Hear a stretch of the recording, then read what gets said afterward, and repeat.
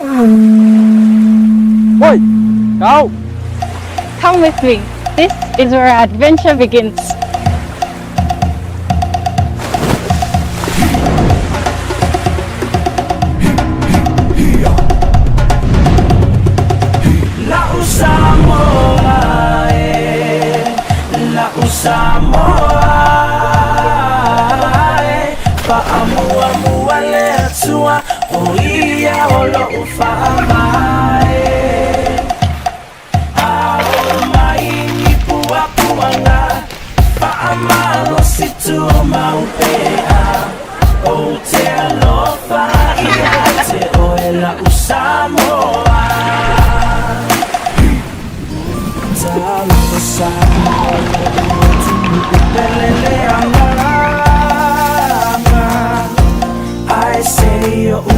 Pese atu mafamatala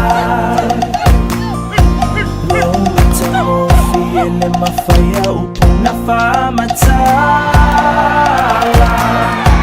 Ua numera tasi foʻi ile Pasifika Lau Samoa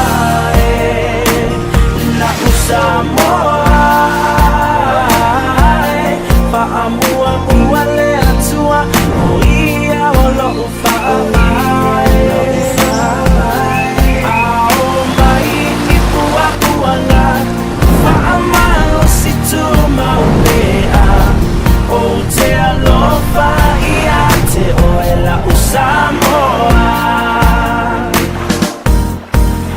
mafai ona namu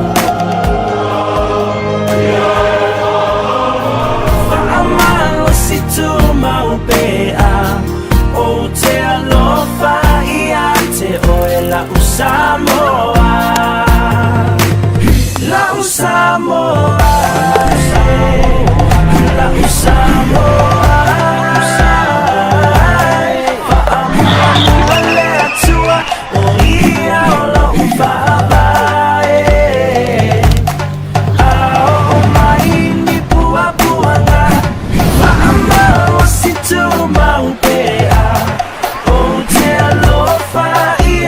You call it paradise, we call it home.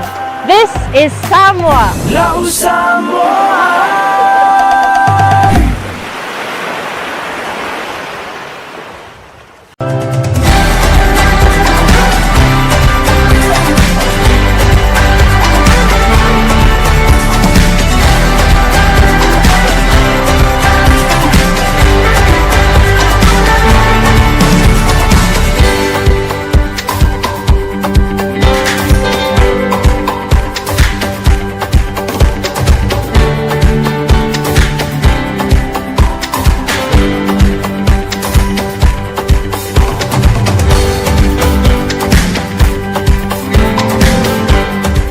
Afio maya, ilo ainga.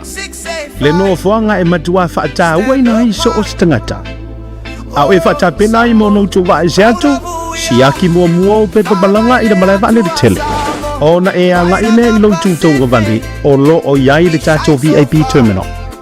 Ma e whaanga solo ai loa I le security. Ona e uno whalero lea I se vai ngai matua I maa hofa tele lava lona mātou o fi. Le whale ono airport VIP. O lono winga o oe o se tangata matua tahua tele ia te imato. E te se e le malu o te tonu o mātou potu whaatalitali, ma mai moa I ata ti whanga whaafiafianga ma so o se porokalame ia mātou wala ata ese ese. O au mea inu uma matau mawha Samoa ese ese mo re taimi mua e te tau nuu mai ai e le eiso na te tongi a o whaatalitali ai lau whai malanga ese atu. O nei whamarianga uma e te maua I le na o le se lau sa furu lima tala mo tangata mātutua. Ai lua so mara lima tala mo whanau I lalo sa furu lima tausanga. E paulawa le mea te whaia o le te tongi online o na whaali leo lauri City I le taimi e te taunu ai. E te whaonga ina so o lana se vaenga o le VIP I le pito I lunga po le pito I lana. Mo au whanotanga, Zoom, ia po ni mahalo longa popua o ta pena I lau whainga mlanga. E sili lava lau ainga monu. Le whane holo airport VIP ko. We will not hide. Famalosi keep the flame alive. Samoa strong we will survive. Yes, it's safe. There is no better way to support the 685 than to buy locally sourced goods. here at Tasi Market, owned and operated by Samoans for the Pacific.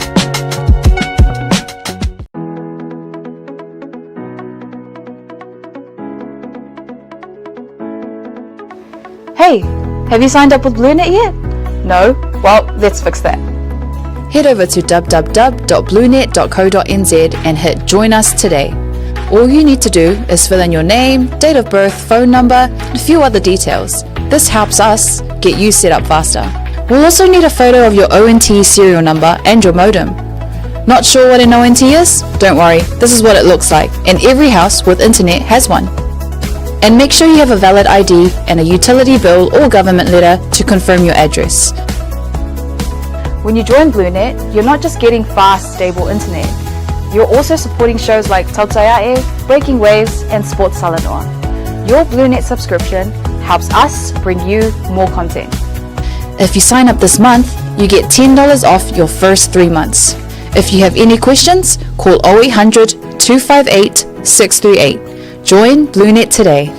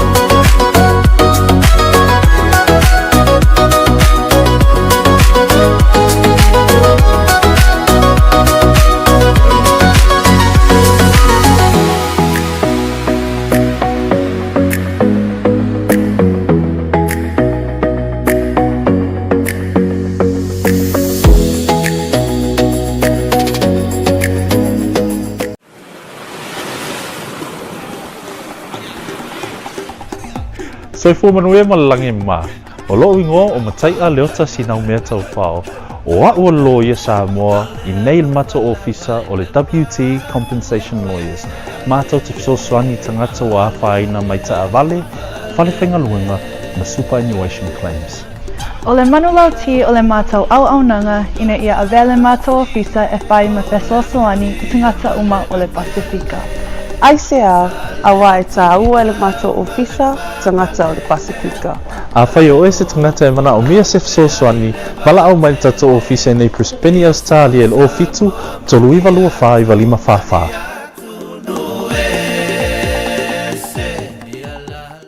Mo le whaongaina o le talo for voucher. Welcome home, where every guest is treated like a VIP. As you get ready for your departure, begin your journey at the main terminal check-in. From there, head to the VIP terminal on the left and make your way through security. Then, step into a space that feels refreshingly different, modern, newly upgraded and designed with you in mind. At Faleolo Airport, VIP isn't exclusive, it means everyone matters.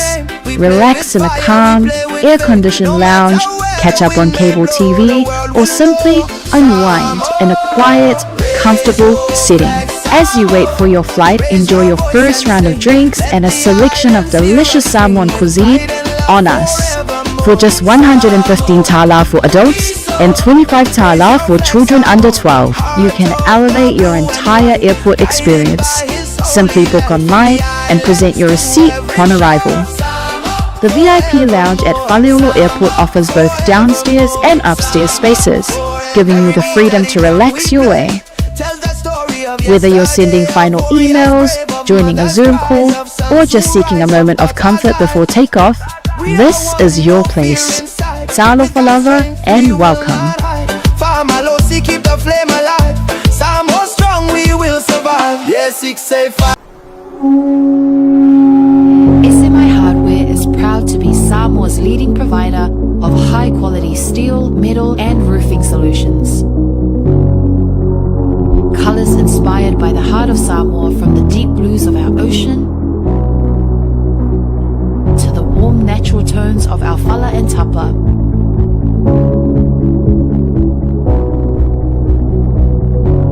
To the vibrant greens of our island plants. With over 12 colours to choose from, you can find the perfect look to complement your home, business or community project. Built to handle the sun, salt and storms with strength you can rely on for years. For durability and for style, SMI Hardware is your number one choice.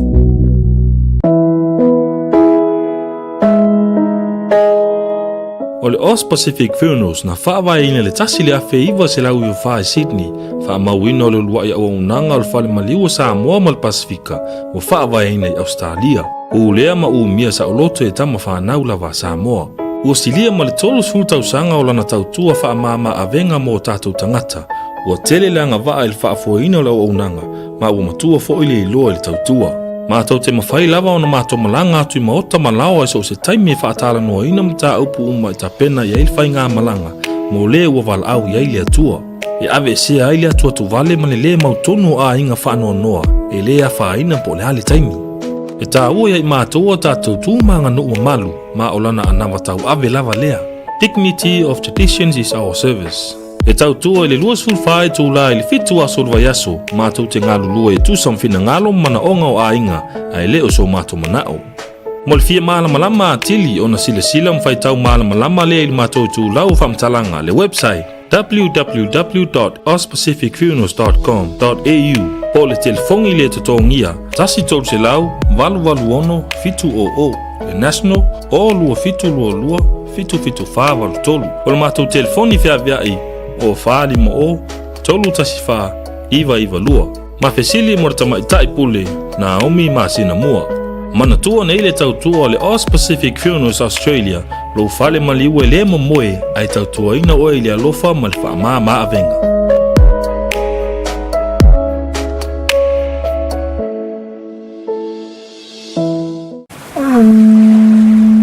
Oi, go! Come with me. This is where our adventure begins.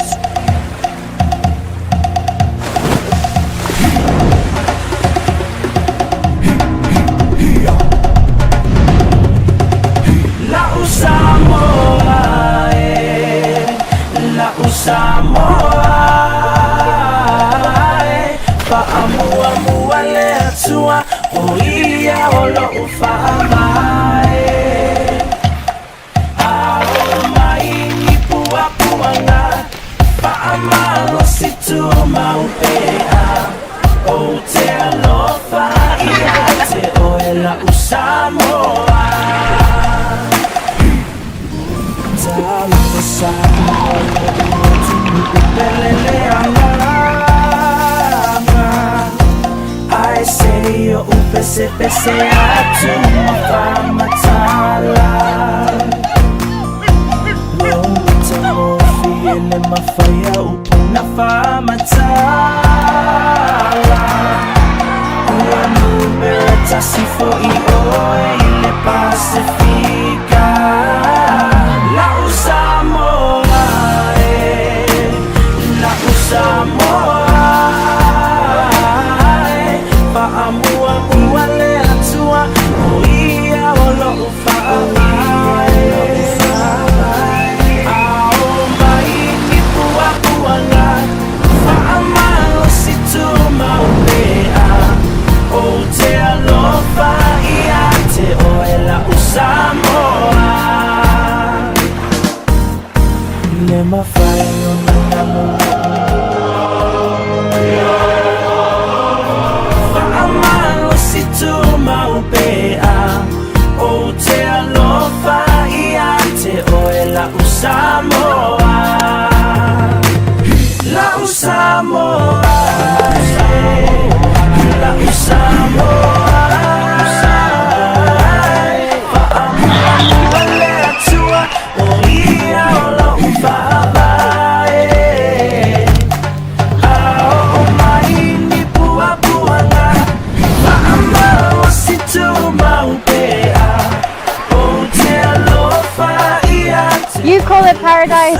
call it home. This is Samoa.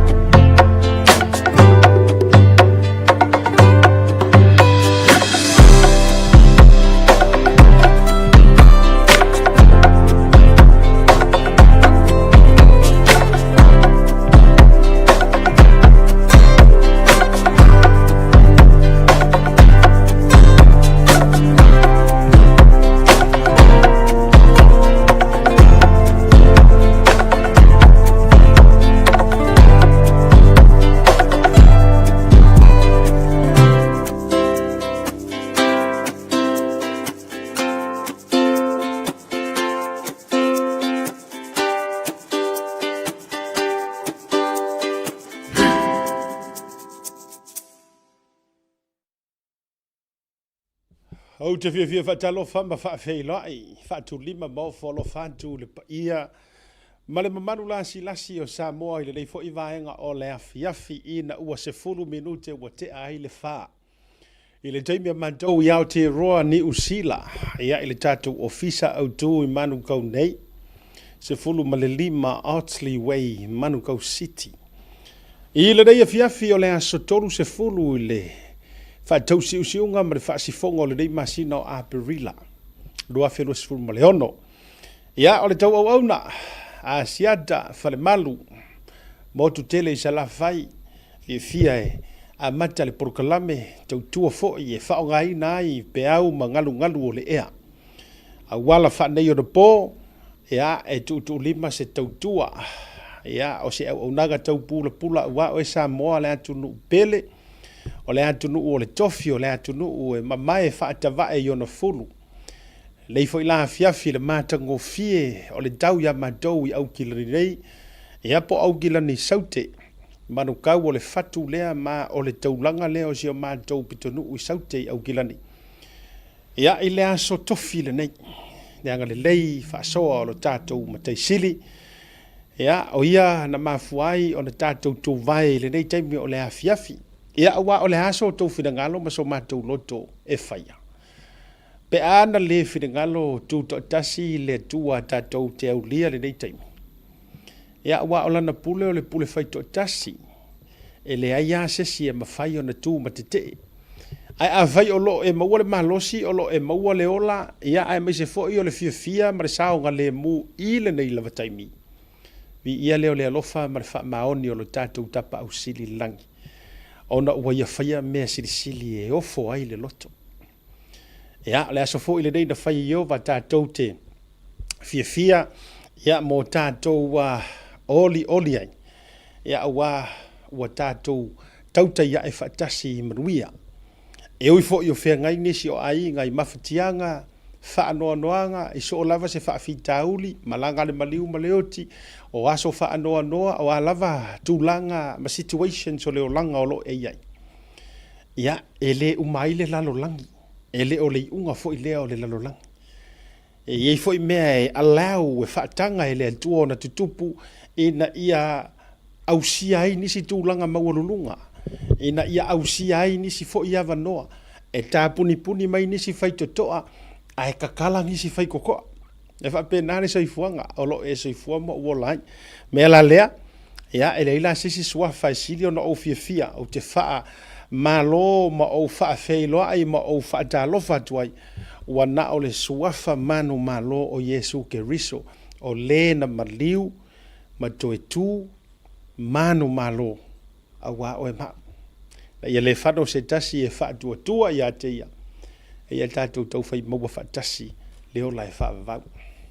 malo le pali malo le faʻatoatoa ia afeana i auauna totofi a le tua talofae o amai outou lenei aso o amai outou lenei afiafi faafeagaiga malōlō pensiona o faafeagaiga o loo galulu e pea o faafeagaiga e fou faatoʻā maea faauga faaaoga faifeau o faafeagaiga ua matutua ma umi le galuega ia ma e o loo fuafua e avea ma faifeau ia ma outou faletua faatalofa ma ou faafeiloai atu malo le soifua maua malo le lagi amā ia afe mai lau faamālō i seʻu tamā faaleagaga suga le faafeagaiga e pasta fata uaita ma le faletua e melody fata ia me se foʻi o le nofo alo faatalofa atu faamālō atu ia e me se foʻi o le ministry ia i lenei foʻi vaega o le afiafi ia e ai foʻi le matou mafutaga so o faatasi o faafeagaiga mafutaga faafeagaiga so o faatasi o ekalesia fia i nei aukilani o le daeaona nei le afolosefulu na mamalaga atu ai ma le sui failou tusi o le tatou fono faufautua Samoa ia seʻi fai le matou feiloaʻiga ma logo pui alii le isi poutu malosi le o le matou tafatolu e lē gaʻo kou lei Samoa e fai kou kafakolu e fe foi mako kafakolu inge io o le tafatolu la matou i nei o le fono faufautua ia o le mafutaga lea e toʻai ma iai malaga Samoa le vā o Samoa ma le atunuu ae maise foʻi o le vā ma le malaga mai o le tatou mālō mai Samoa o le isi poututoa o le mafutaga e kalesia so o faatasi ala i faafeagaiga taʻitaʻifono ai le fioga i tamā patele Father Michael Enderman o le sui taʻitaʻifono o le suga i le faafeagaiga o le fakasā tasi foʻi o tamamatua tulou ia o le galuega le tua Reverend tuikamala Filimoni tuikamala ma le faletua o le failou tusi o le suga i le faafeagaiga ia pasta lavea tole afoa tuilimu Larry lavea ia o le sui failou tusi o le peia o le suga ia pasta tiumalu ia ma le laulau afono o le ai mai se foi la na ia utama matutua tulou a pensiona le sunga i le faafeagaiga ia vagatai ia gatai lea feilo ai foʻi ma le tamā malōlō pensiona manu mālō ia Reverend suga le faafeagaiga ia senala tautiaga ia le gata foʻi lea ia o le suga le sea io e matou feiloaʻi foʻi asalele ia ae maise foʻi o le suga le nofo faafeagaiga pasta sauafea faatuatua ia o le suga i le faafeagaiga pasta masina suga Reverend Misa ioe Antoni Misa mai na i te aretu West Auckland ia ma le tele o faafeagaiga sa matou iai le pasta taʻitaʻi superintendent pasta moavae ia ma le ano no ko akile ia e o ka minga o ke como fai foi au io langa o ke fia manao ai ai ni ngo te manao te alu ma o le langi pe waru o ke fia alu o manko o mai ngo fai fia au nga mako ngalu dui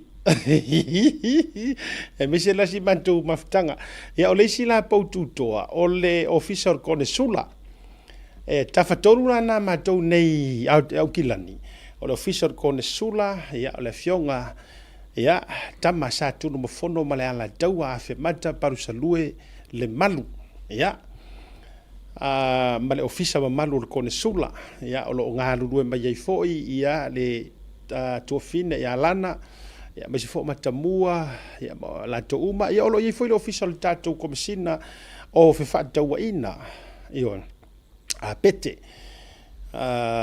Meredith ia ma le tatou fono faufautua o le tafatolu lana faatalofa la i lenei vaga foʻi o le afiafi ia o le isi au faatalofa o te faatalofa atu la ina isi o faafeagaiga e ui ia e le o totonu o le matou mafutaga lenei o kilani ia o ore ko kele o ka mafa le nganga ia o isi fo yo uso e to tele ia o ainga le ngaluenga le tua bishop sa vainaya tu yala sa vainaya mafuta mai mafuta sidi vaina yuta ia o kalango yuta o ka bishop lo yo o ainga o wo ma pele mai bishop Hamilton tasi fo yo tau songa ia ina fo yuta ia Bishop Brown, Bishop Philo, wa yo le nga o Bishop le mele le lo ma fo ina yuta ia o sunga fa fenga sai tu mua fa ka salto ina ia fa pena fo ia fa fenga ngo le kalesia sofitu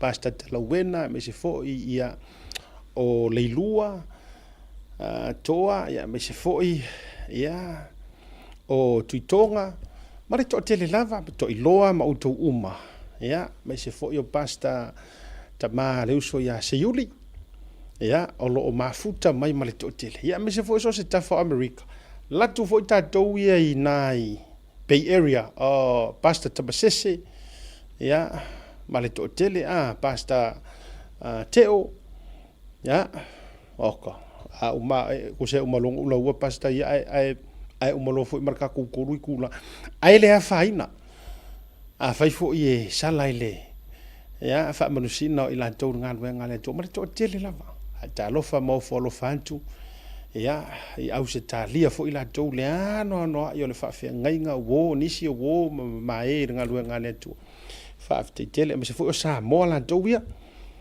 ta mo le mantua ya ta to sa mo si le loka la ku fa ulungo ka le sia pi tau fai uma tua i to telo tato ya fatalo fatu foi ya ele teita i o katoliko ya ki epikupo ya o fionga ia Mosese Vitolio ya ame se foi o patele malava mafso soani ya si o nephew ya nephew le mama ftanga le tino ya ona le sunga le soani ia pio te vanga me fretua ia fapuailo ia me se fo le kalesia ina i ale sa ia male to tele e fakasa me to tisi ia me se fo tatou ia i lotu fo ia pentecoso tatou Emmanuelu ia maleano no ai Jehovah's Witness ya me se fo lotu paha i lotu umala i te tono tatou tinu fa talo fatu kalesia skrisalo pa yo sangata ya sofitu manisio kalesia fa malo ma fa talo fatu asiata ile nei vanga o le afiafi ya ona fe baile o fa malo ya auto umale mai mo mai malo lava le onsa alo le fa totoa malo fo le lava pale wa mai o ko o tilo lava io si le fila va via ko o freedom of Samoa si uma le ka ko vo si uma le tanto go sa i lango ili mafai na so na vatua e no mani mau io alo ia ma ia tulanga fo i o yai ia fa talo fa mo fo lo fatu ile to tele lava o itatou ole asora nafi ya mana ya nai saya ini tangata sa o feilo ya asora nafi ya me se foi la le nei foi yaso ya onisi foi o ilato e tatou te e maybe tatou te leo nga tasi tatou talitonunga fa porkiki ya ai ua mawale ava noa e tala noa ma feilo ai ma fe faʻasoa ia faafetai i le atua i ava noa te lo se taimi o le faʻasoa o le afea ai le vaega lea ia ae faafetai i le atua ua maua ava noa e feiloai ai ia manai nei foʻi tuafafine manai nei foʻi uso ia i nei a matou ia o te ronei faatalofa lenā mo tatou uma share le tatou pokalame subscribe faamolemole luga o le tatou YouTube channel aluiga e subscribe pai ia o lou sao foʻi lenā e silasila mai le tautua let's just have a look at this because mai le masina atoa perila can we have that on wa moli atu le faafetai ma le faamālō on behalf o le fioga i le alii pulisili ia foi mono anae Martin anae Ia, masia mātou tautua. O le tātou stats le nā mai le masina o Aperila. 4.6 million total views. Ia, i lungo le tātou Facebook, 557 views on our YouTube channel. Masingo Aperila le, 36K on the TikTok.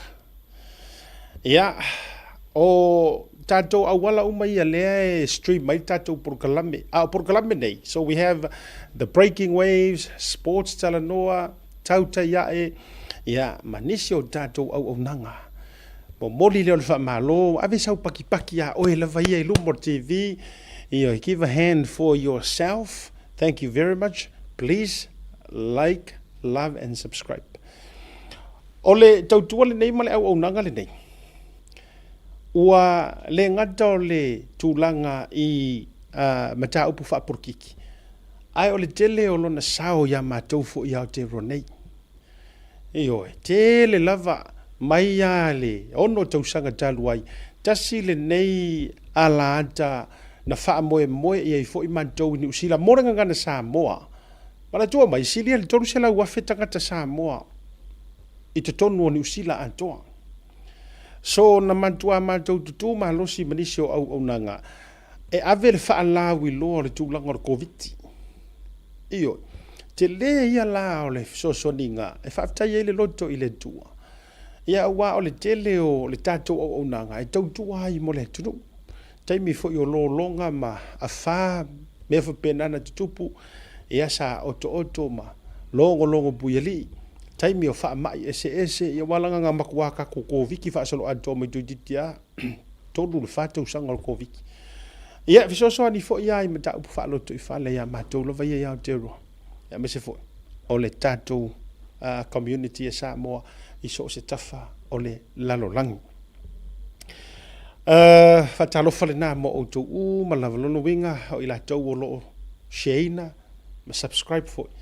Mo molia tu fa malo mal fa te tele ya mai ta ele loto mo o tau a fe vo sa fa tai mal fa malo fa te tele lava ya i tatou sponsors fa tai ya il tatou matanga ruenga le malai va lele ko sila ka ko VIP tau te lo auto fa ongar ka ko VIP eyo nga lo walua online so le eke kau fiu fu ke fia ngofo o kele o le a ke wo koe mingi a kua isau kupe hoi lele i ore malai vāle le kele. Aina na umanga siaki au ako. E me i lo li tātou terminal na le VIP. Ia, se lau a mau na tupu tā la ai te alatu pei le whainga o le whainga o le kupu. Pei o le whainga o le masi ofo. Ia, whao ngā hai tātou au nanga i Samoa, whao tei tele lava i le purisili. Ia, hai mai se fo le whaatua tuanga o le tātou au nanga le nei. Pea na whaiatu. Ave ese o kako mafau ma whainga whaporkiki. Ai ave o tātou mafau. Pe iei se sao, ai pe whaafewhea fo i onga longo puiali i kako kala. Ena ia sopo umai le lalolangi a doa o Samoa. Au wā o whaamaunga ia o tausanga o tuana i atu. O le tupe tele lava o lo of maua e Samoa, e tauala atu i turisi. E le o kurisi i palalangi. Masainga o tātou lava tangata no u Samoa ua toe fo i atu i Samoa e tā whawhau o whaalave maga kua. Kusa pe ke aru i lau sao whai. E consider oi o le local tourist. Ia e uma a tonu au i eise faʻasoa pe a maua le tātou wawanoa. Ma le fionga i le purisili. O le malai vālele. A le winga o le whaamatalanga. Whaafekai ai la i tātou matanga ruenga nei. O le amai o le whaatuatuanga. Ia wa, o le alea o ngai so ngā ave ingai kupe kekele. Now let's talk fact. La vatula o faʻasoa. O le alea ngai so ko kongi ai fuaki vi nga lu nga fa ngai. Na fa ngai fa nga malo ko nga ia. Ai le loa mai Amerika ele ingi la ko ele ingi viewers le o to sisi le mai. O le viewership le ko le ki retara le. To before can we have the card can we have the graphics one more time. Our viewership please. To sisi le mai.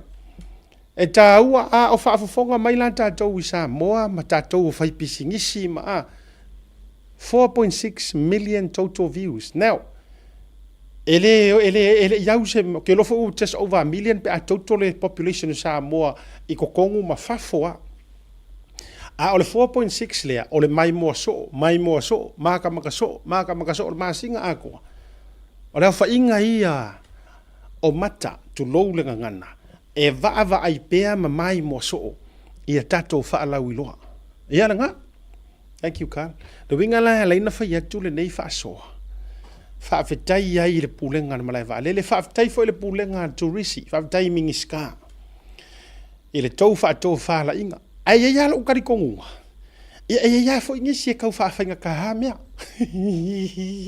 io a le wo fa yatu e tatau o tupe alu wa nga ia ale malo pe afa pe ko ke manga o fa la wi lo sa mo a fa fo mai mo kanga ngo kulisi fa dai le fio min staff fata tu sa mau ai me se fo fa lunga ya ni mata io ai fa mo le board ia wa kakalo aku o ko ke fa fainga mea io a tau manana o e fa iloa I le lalolangi o Samoa e awhiwhio aku I Samoa o lunga o Tautai A'e le maua ma yare ko akele na tau sila le ano anoa I o le au malanga malanga atu e ile si ai inga na fai mai le lan tau booking through Tautai A'e ia lau le tau atua lai fafonga mai Amerika o te lofo ilai loa e so lima feo I o le ainga le I Samoa ale ainga lau ka ua kua le lau ta ua tua le nu o le nu o manono ai lau le ka ua suafa wai e ka penga e ngei fo I ingi makai mangi lau mangi avam tau te sile fia auto wa u fiu e su e aku se hotel I Samoa e ono maua ini potu valu se fulu maleono 86 rooms and for 2 weeks mavai fa fe kaila e ia ila ngo foanga nga wa kari malo wai ai nga fai aku I le booking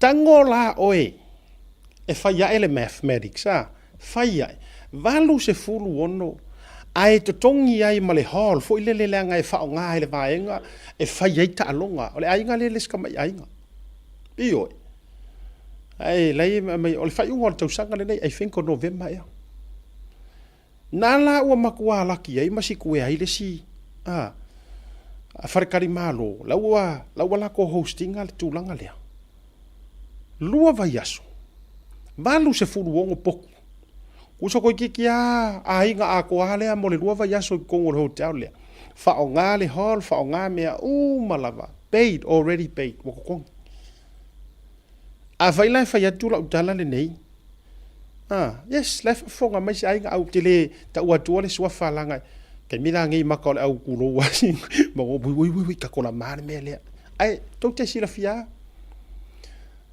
o le winga le o te fai tua ke lo e sika mai fasike ke ape au kango e fa ngare ke e fai la u fatustus ska mai fasike ke ale to te au mai e to tongi ai fa sala longa ia official tourist o le return le koe avaku ko kongu e vaku e kau wala aku por kalame ngi e fai kau fia se lau wafe kupe ko ke mau ai a to fia teritonu la e mori mau fo ia lupe matasila le tatou Moatoga mo konga ia makua ai longa koe kuku wai ngisi hotel le au 5 stars ngai ai longa koe compare le booking le fully book la wa le Moatoga lanto all lunga o tatou proclame le nei ai me se fo yo nisi o proclame ale auso lai fai Samoa me se fo lena so le ale winga o le fa matalanga awala ko ke fa porokikia le mea o ko ngai board le ke lo le ya o ke muso ka o kulo ngo o ele ka fai fa fa me ye ka we need results ai o ko ke mafo fa ngame fa porokiki lan ko ke fiu ko ke fai ka mai ke o re kumu ale malanga ku Samoa o re ko akele yo diaspora ale fast la wa ko e fo I umatu ona ua fia ko fa maria inga tulanga wa ilta totunu tator malonga a foi mai o te vai atu pe already mai tato wa fa ulunga I Samoa ma leva leli ai fa fe lo ile atu se yo va ya ku po me o foi mai le atu mai ana tanga polo a foi mai tato malolonga fa fe lo il sunga ya le atua ona mawatu lo le Samoa e whaafeiloa i le tatou whaataranoanga mua ma le whaurulunga le malai vaalele pe ono whaatula nafi le nga yenga ingiso whaafsili e ono afia i le security o le tatou malai vaalele ia o le ahalu fo ilunga e fesiringia i le tatou puresili ai tatou mo malologa ha foi mai ona whaauaura proclame ne vanga le fiafi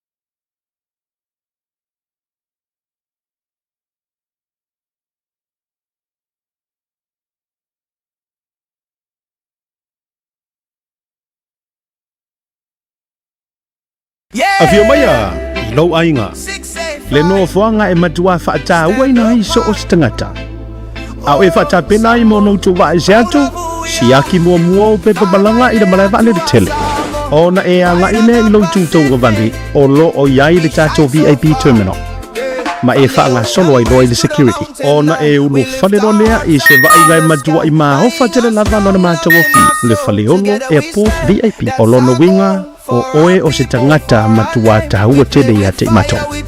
E te se ei le malu o te tonu o mātou potu whaatalitali, ma mai moa I ata ti whanga whaafiafianga ma so o se porokalame ia mātou wala ata ese. O au mea inu uma matau mawha Samoa ese mo re taimi mua e te tau nuu mai ai e le eiso na te tongi a o whaatalitali ai lau whai malanga ese atu. O nei whamarianga uma e te maua I le na o le se lau sa furu lima tala mo tangata mātutua a e luaso mara lima tala mo whanau I lalo sa furu lima watu sang. E paulava le mea te whaia o le te tongi online o na whaali leo lauri City I le taimi e te taunu ai. E te whaongaina so o landa se vahenga o le VIP I le pito I lunga po le pito I lana. Mo au whanotanga, Zoom, ia po ni mahalo longa papua o ta pena I lau whainga amlanga. E sili lava lau ainga mon, le whane holo airport VIP ko. We will not hide. Famalosi keep the flame alive. Samoa strong, we will survive. Yes, it's safe.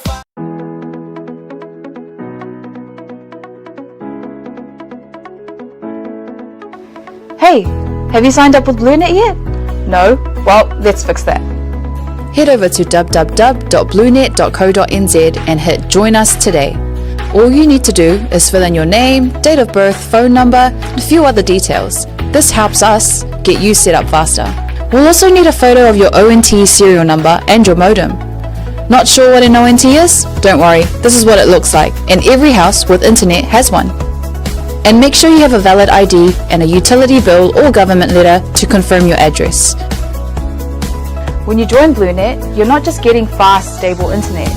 You're also supporting shows like Tautai A'e, Breaking Waves, and Sports Salanoa. Your Blunet subscription helps us bring you more content. If you sign up this month, you get $10 off your first 3 months. If you have any questions, call 0800 258 638. Join Blunet today. Yes, tasi na tatou unaga fo yo lo vaila polo tatou Blunet male internet wifi fai fo on e sign up te vla umi numero lo fai lo atu.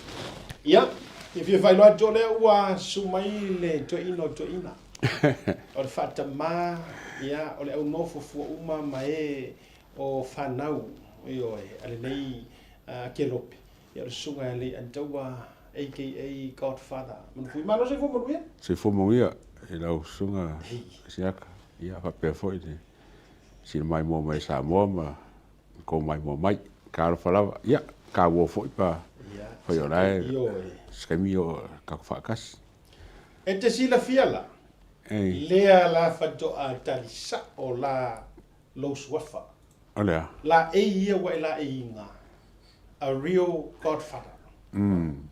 Vai o cheke dio ke vai kuai ma ofu tala loa nei o se meo le tors frua felta. Ofu fa bodyguard.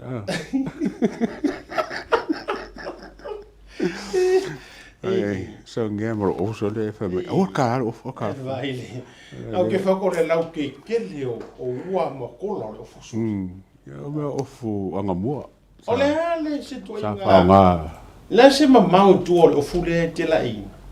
Po le korsu kausanga. Ya sa o ala la tala. Todos frua fe voi la le worth le value la le o ye walu nu. Ke ma whakaukui. Ia, o le value le o ye walu nu o ofu ka malo. Ofu la le mawailo malo nai swafa le o godfather. O le fata ma. Malo. Mai le. Aso na nafi matulanga a me se fona ne yaso. O fia mo ka mo whalongo mai a oe. Ai, hoi se wala ko kasi nga fi o. O ko mo fa si kuwe wa lofa la vai io. A ma ga ke de a. Fi o ko fo i ko ka mi o ke ri sa wa. O ai mai. E mo le. O ko foi ko le anga o ai se de a si. Ya o misia o ya na fi a wo fa pea. E sili lo walu e orka anai. Langa wo vai tunga o sili lo walu ale lau te vai tunga o te vai lo purpuru o sa waka ia o mai lo ma fo se mo foi ka fa filo ai ka malo o le tale John Wayne kilingi pe o kanga ka ia o ko e mai lo ma fo fa Clint Eastwood John Wayne o foi de Cambodia de Van Dyke le na manisia nai tangata wa mali liu fatu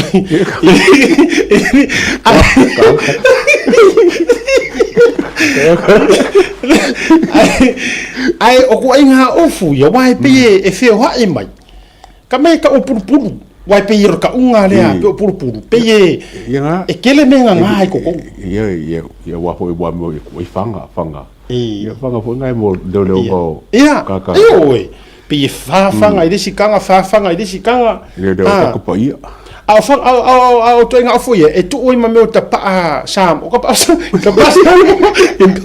mo sika ska ho ye io le la de fanga ni ska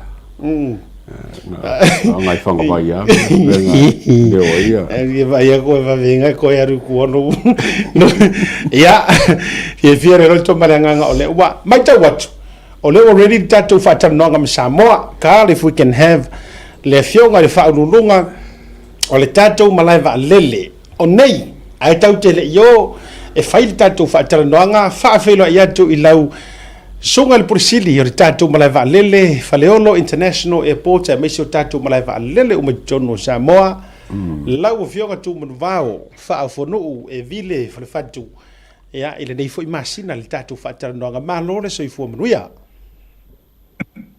Ia, e fia foi whaatalo whātu e lau whatalinga siata. E nga tu whai leo le fionga e le ataua. Ma lo le folau, ma lo le pali. Ia, ma lo foi le ona sai foi tiute ma tu finga o tofi ai o rua le tua. Ia, o le mea o te fia ai o te vai atu o toi ofu mai le overcoat o le toi ina. Ia, o toi back le toi ina rei taimo tala vou. Ia. Fia e whaafero i atu. Ia, o lo le ia me uma. O lo le ia me uma i whareolo nei. E o te lo foi e whapena foi le alofo mleanga leo le tatou tapausili. Lau fitalinga siata e le ngata foi leo le fionga ia le ataua. Maroro soifua, maroro lange mama. Alo le soifua manuia lau fionga le whaurulunga.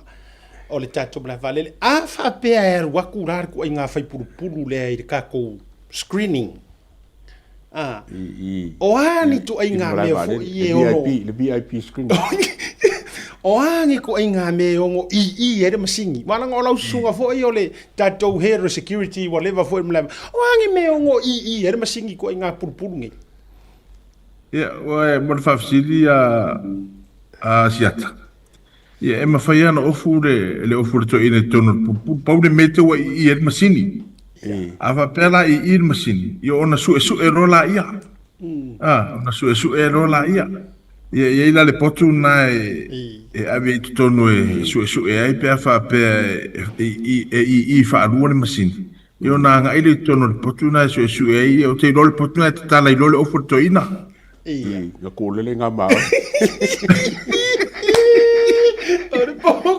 Ore poco tu sole pontu foi le na esa voi mar fasi siranga ore vai nga muri a te ia ore tu vai nga muri a te ia sa ia la e na se purpura a nga ko ngai ai sa nga lai ki e ko o fu maka ke maua nga sa pele ngai packet ai sa vo e ko ya la solario la ko over soy ole ko over soy le fia ole wa la mo ka ai ke si la fia awala nga a esa vali la ai i la ai awala nga sa wa le ofule ke ro pe se lua se furu kanga ala nga ia wa vo ia ai se si ku o fa ka ko ore si ku ia o me nga o sky o paipa o paipa o o paipa me nga me aro fa abi ka ka sa mo pa ka sun ia mo me o loli i ko ma loli ia wala nga ke le ha me ore kaupoi e ka kaunga ia u ma me lang kanga e ka wan ko fu mai i mai ku e pe loli la fa pe se i mai o fanga se i mai fa pulu ia le uta morta o me ko o va fia ile checker or ko inga la ngole ke ne kalia mai nga fisidi ona no fa fisidi ia a fa pe le ku ngai ai sa vo ngai ko o fa pe e boai le i en singi me nga la fa o matau dia foi la fa ile me o fui e fa ile me tau hand search ia o na la hand search le mawaila fa te inga e mawaila o ina ai o to inga tanga e fa o fui ia ele ngata ko food screening ko fa popo i mal hand search ina ia make sure o nei sao se prohibited item dungo le valele ai fa pela e mawai se fala o fa sign ia na avele o fala o tu le ofu de potu o le vai fa ia hand search so on kamai ka i pori ya mana ia visit o e sila dia foi la e alu ale te mai i alu le ali o se tinga o es kamai yo tu sala e vai atu lo le ali ia e roto ale li e foi el hand search o la tu de tamaita ia e fia ngai foi ale tamaita i mal tamaita a fa vela pe se officer foi de le tu lo wala o tatou e fa fine a ia la se officer o se fa fine a le o tu lo to enga purpuru e me fa yala e me tu atile le no era lo ile fa fine su e to ina ai fa fe la pa fa pe se su e wa au foi aku vai e lua ka pepa ngai konga a mauris pepa ko mauris pepa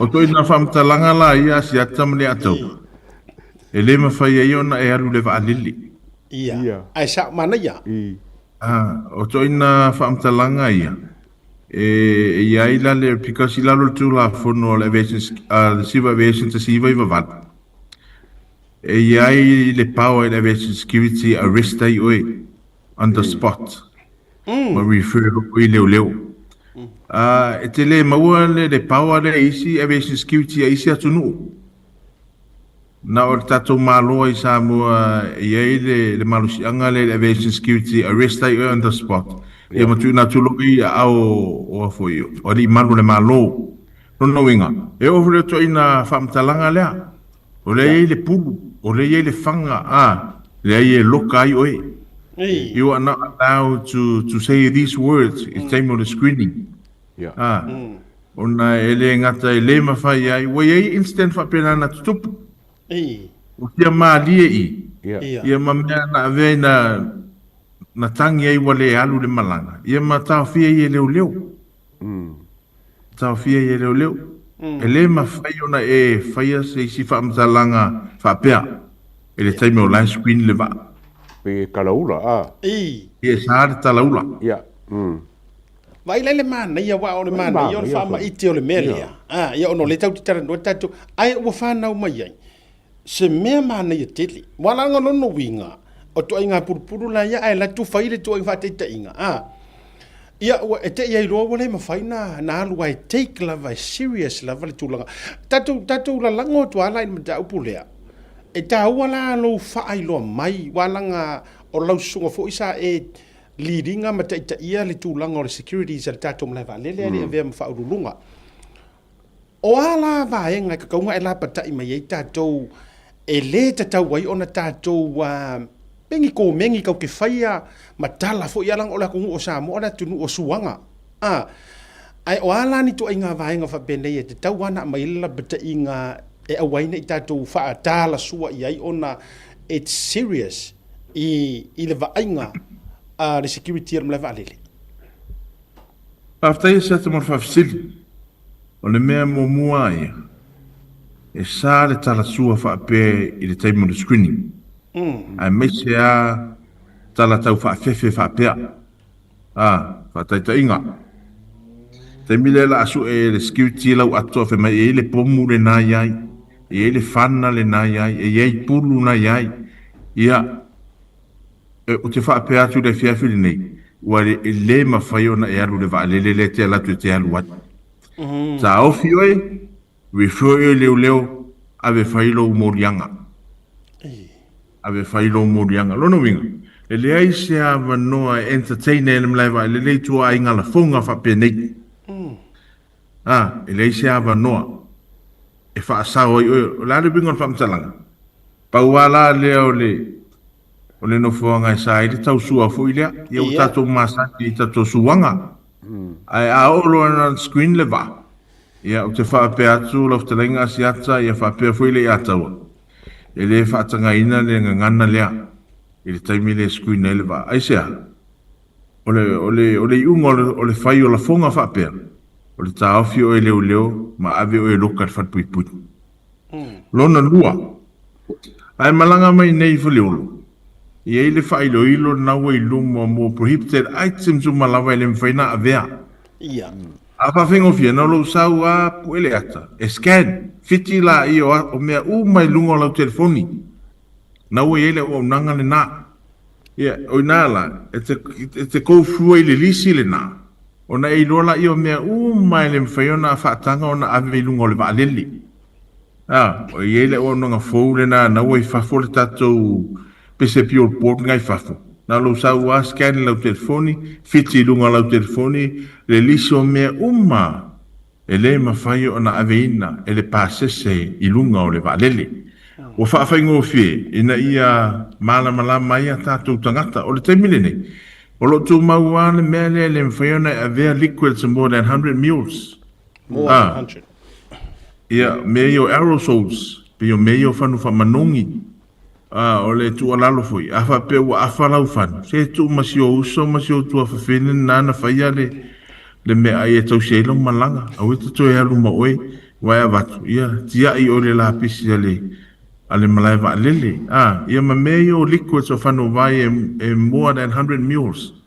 no winga ai so fun wine make sure you consume all the water before you go through screening la e mo foi lava no tu fa tawili si vai pea umatu na screen oi ai pe o lo tu maua ia recommendations ia la ikeo o e fela ma me fa popo o me ta o le o powder wale ma fai fona avea powder more than 100 mils I lunga o le vale le no wingo powders liquids aerosols and gels they are not allowed to take on board afa pe over to Marcelo ia mils no winga ia la le pepa le na mai plastic bag le na ma fai ona tu tonu ia u mea ia pe fa pe te mana o ave lunga le vale malanga fa lalo wa mana ia tele le vahenga wa tatu amatai wa he o information ne tatu Samoa mo mia le malama po le afo ile fa tele no tamalanga malanga e ia le ngalo ia le sasi wa fa tu la utala mali ia au fa mtala tu nei lo malanga muri nei no le oi le yo tele ia li America no walui Australia ile maliu le no walui se matou lo mtu foi le so anti o le ngalo ia dia ua ila utama i ato whaafafa. Atu fo, ia ile meo le tama i, tama fo ile le ta ungo le tama i equipment le ia i uman, tama i naifi, o mea uma, o skuka leiva, tama multi-tools, fo ile le, o te arua lama whea vea i waita e aonga. Le ala ua whawhale a kore ngai mau mafurua kuai ko kongore security. Whato a o toi mana tua ina ua i le masini fo ilea. Ia la turola ia me mana iai. Ia le lei o nei tama intia la e tiute matou. O le mela na mana ia. Ina ua na tilutila tunga o le au penga. Ia la ilo a e tauti whea vea ia. O le mela mana iai. Na mai le vaenga le fomo te tango e whaatumu. E tu wai i. Ai o ke aru o koe fo i maingo sau le koe piki. Fo ile le whaingo fia i o kango e declare o le. Fo ile le useful multi-tools mo. Ia, u e molo ngomara o kerfongi. Ia, nga ku ule tau fia vaenga. Ai aru malanga. Fo i mai la. Ia na whaasino mo fo ila i male ofisa koe sau. U koe aru koe piki mai ai. So le tau ala e peila le wingo la tala. O le ngalo. O le upomonia ia te au fo ia. Ia umatua ngalo awalanga ana manatua. Ia ele ise me ka ke kau ia i fuar ngai yo inga ke le fo i koe aro i maisi. Ai fa vitai. O le fa manatu le nga tonu no tatou por kala me nei. E to e fa fangu ai ma to e fa manatu ia o ele fa malanga. Ko sia ki le leila u ako ma tulanga fa pena. Io aula yo tele po le tulanga fo ile fa pepo ye ni nai maluana ma nai me fa pena wai ili heini na me i lo wolanga. Paula le meo tu inga purpulu ia. E mo miar sia ki le lei pe fa pe. Nga o ele ke E te ro e. Po a screening ar vaga ile ke kai mo me pe on wa.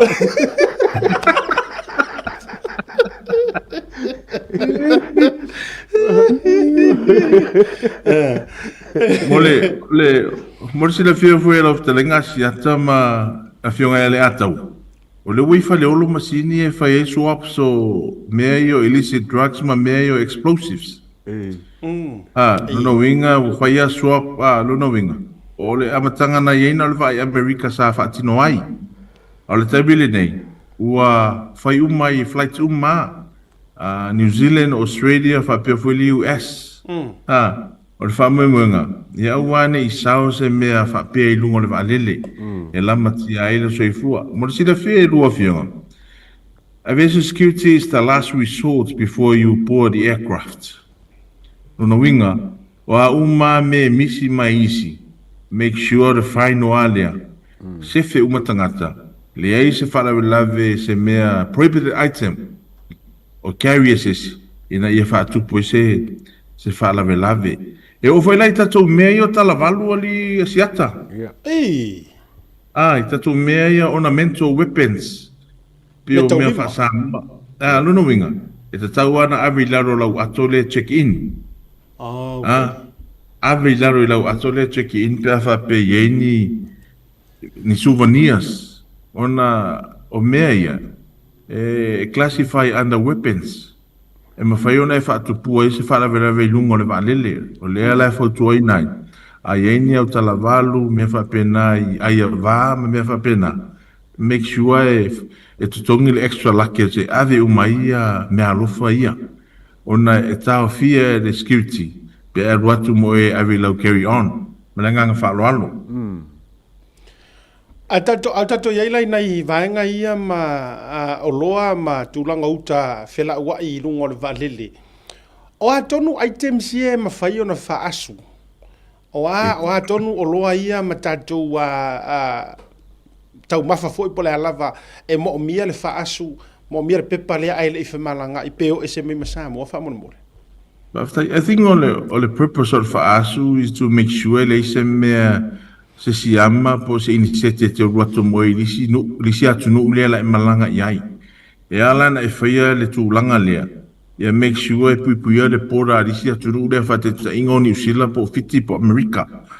O le tele au mea whaasu. O mea io ia tonga se i tūlou.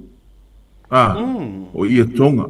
E whaasu ia tonga. A o le tele lau mea ia pe o niu o ia mea whapena. Ia o mea na e whaile pepa. E whaile pepa. Wa e foi si tangata wa whaasu ala tau mea i o ula. ula fala me whapena, fala lili me whapena, ia mautinoa. Ia. O samale mule o lole malanga runga le valele. Ina ia malu puipuia le malai valele lea pole atunu ulea. Lea te whai malanga iai. O le whamwe muinga le nao le practice lea le quarantine, ale biosecurity. Ia ua nei a veo e ma se carrier. O le mea whina e whaamalosia ia le tiklea uma o mea. Aisea, a wai te le penalty fee e te tongia. Pea ele tautara sao, pea ele whaamaoni foi. O le mea foi le tā ua ia, o lowi loa uma, o mea o leitu tau no lau atu. O lowi loa uma, o e anta pena lau atu mea uma ia wa pena. I think o le mea le discourage le practice le o lo walunga mea aisi. Ia, manaia. This is the main reason it discourages the practice there, or walu e aluma mea aisi, because you don't have any idea. Po a mi e te alu moi. O am whaina ratu tata wa pia. Ia watu ama ke saina ia ma koko Samoa ia si o uso lai whaatani mai. Ia o lala wa e veo no roto alofa se itulau. Pai te ua atu o. E lave ai, ono o lo alofa. Ia. O le ala lena, e discourage se vaga nai. Le tangata kwa e trusting a ma e whaatutuaina. E le mawhaiona whaia ia tūlanga whapea. Ia pa i ere wai teimili nei o isi tangata set up me whapena. So o mea na e discourage e mātou le practice leo. O lo tango e ave le mea lesi te anu mo re valele. E au noa ma se knowledge. Po a ia me te anu mo. Ma le nganga whalo alo. Ma nei e tele. Ia o ka ko ola tunu e pe mo e me foi le isi fica mai fa mo moli le fia mo moli ia ia le o fai le loto sa o ma loto moni ai sa o ai e ta ua le mai fa fautuanga ai loa e le masangi ke le wai ko nga me fa benga ia tanga tai o malai va le fa tali ia mali fa kari ka nga ko ma fa kum ia nga pu elo le tanga tana ave o lai fa pe fa tali mai. Ia ai ave foi le lofa ma me uma e ke lo ilongi ngai poko ai sa me la nga ko kongo me te nga kongo tu puar fa tu le tau ngolongo o le si va e te fia fa fasili ai fa mole lava sa o fa so ile so na fitele lo pena share to se si lo fionga al pursili ona o va ia tu fa tu pula ia tele ia fainga ia tu lo foi lo ta o le observer ai me se foi e ile la tu fa lele langa drone ele na on live lele o fai fo i anga i fale fa machine i Samoa le tele na te puina pe ala tu fo i fa sa ia mai nisio no fo anga ia na lula ia le fa lele drone o le no va ia tu le sila to article le fa pe lo ke tracking ai le fa nga malanga mai le fionga le palmia o le ata pu e tu lunga le drone anga i tu tonu o malai va lele. Now, o oio stangata wala valo to mai puinga ma le saunga le mu ai mai se. O heset o mea nei ono avea ma whaalave fau e le ngata wafi o vaa o whemalanga inga vaa. Ia uso fo ia o le privacy o tūlanga tau operations. E se mai sau whina ngalo wa whaatupula ia le whainga lea ai o lea le mau o le tātou matanga ruenga au malai vaa lele. Ai e yai ni penalty se ono fua mo me fa penei fa mo mole pastai lo stelinga se ta mo fisili mana e tele fisili o le fisili fa la wiloa e mo fisili fo i poleale mata fa yo le mala valele mo sila fia o le mala valele e ta o le mala valele e la vei le lo me le fly zone fly zone, no winga. E le mafai ona sopo i a ise drone, because e ta o le no fly zone. No winga. Na va alele e whaatanga. O le mea maari e leo tupu. So se drone na, e le mafai na elevate pem whinga lele i le security restricted area mlai va alele po le no fly zone. Ai pita, te iwanga nawa i eise kōru whapitua wa isu. Wa ave iaki. Ia, o le ala e whaanga soloa ia suenga. Ona o le no fly zone lenga pu e le ata. A lenga pu e ma le drone. O lea mea mua se sue pe whaafia na maua le vaenga le kou le whaalele le drone. I lungo le security restricted area. Lona lua. Wa maua fo iso sue nga la o technicians. Wa yei drones ia wa au maiso le e mawhaina access anywhere asiata. Wow. Kusa pe code pe le code. Rongo winga, e o la le no-fly zone lea. Sa ua le drone lea pasi. O lea la e whaiere mātou suanga. A iei penalties I laro le tulafono. E iei penalties I laro le tulafono. O lou operate lea I le no-fly zone area. E au noa ma se whaatanganga tu natu I ate oi. Ia, a tatou wa a iei le ata le na pue. O le no-fly zone lea na pue. In other words, o le security restricted area o le malai waalele. Ai o so suenga le na whaia o technicians I le neiva ia so atoa. Na maua si finding lea. Wa iei drones. They can access whatever areas pe ave se code pe le ai asiata. O lea la se whaia si suenga. Yo te lo di se tatou por kalame I masino lumanai. Le afa matala tu ai le findings o le investigation manangang whaluan. Ma lo whaftai tele la wata ua langa e peino whai atu. Ia, o te lango nei na langa sa o whai ngaluanga mlai wa lele au kilani. O mea nei e matua tapua. Le mawhai, le la watu lunga le tele. Can we have that photo on whamu mole Carl? So ole ata tonu lea. Lea na pu ei na tu lunga le drone. Yes. Wa matua solia I lava. Ia tapu naa ma tulafono fa'a security o le saunga le mu. Ia ai sila le whanganga le whangakuai. Sila mai. Right on top of Alili. Yes. Sila atu. Matua solia breach to securities. Ia sila la tatou iai. A whaapea la e whaamaunia suenga nei ma vaenga pena issue sesi. Ia po sesi a fo I te tonu an inside job. Po le tūlanga whapena. O hatu ai ngā penalties e au I leo. A o le ale tu ai ngā sila I penalties e ono tutupu.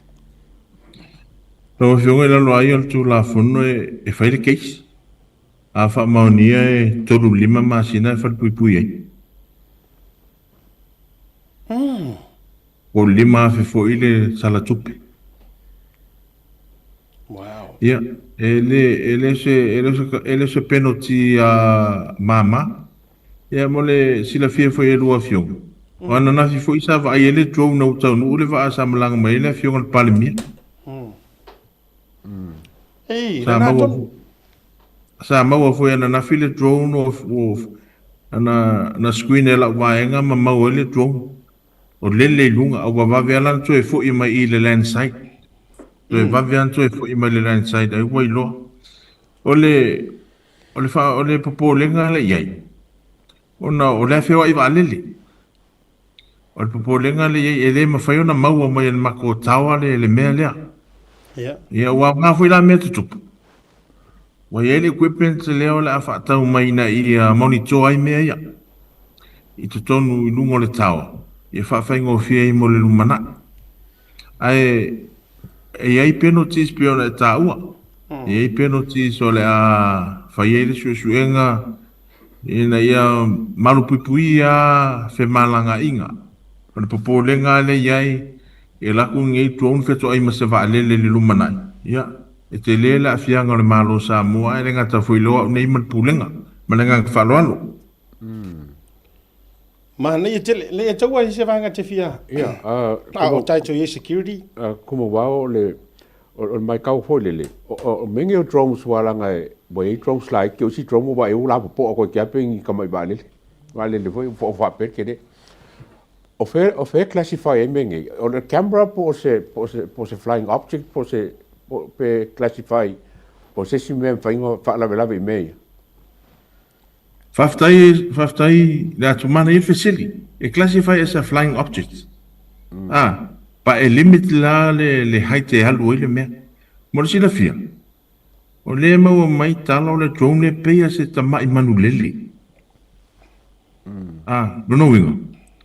The image le maua is a very powerful drone. The image le very clear.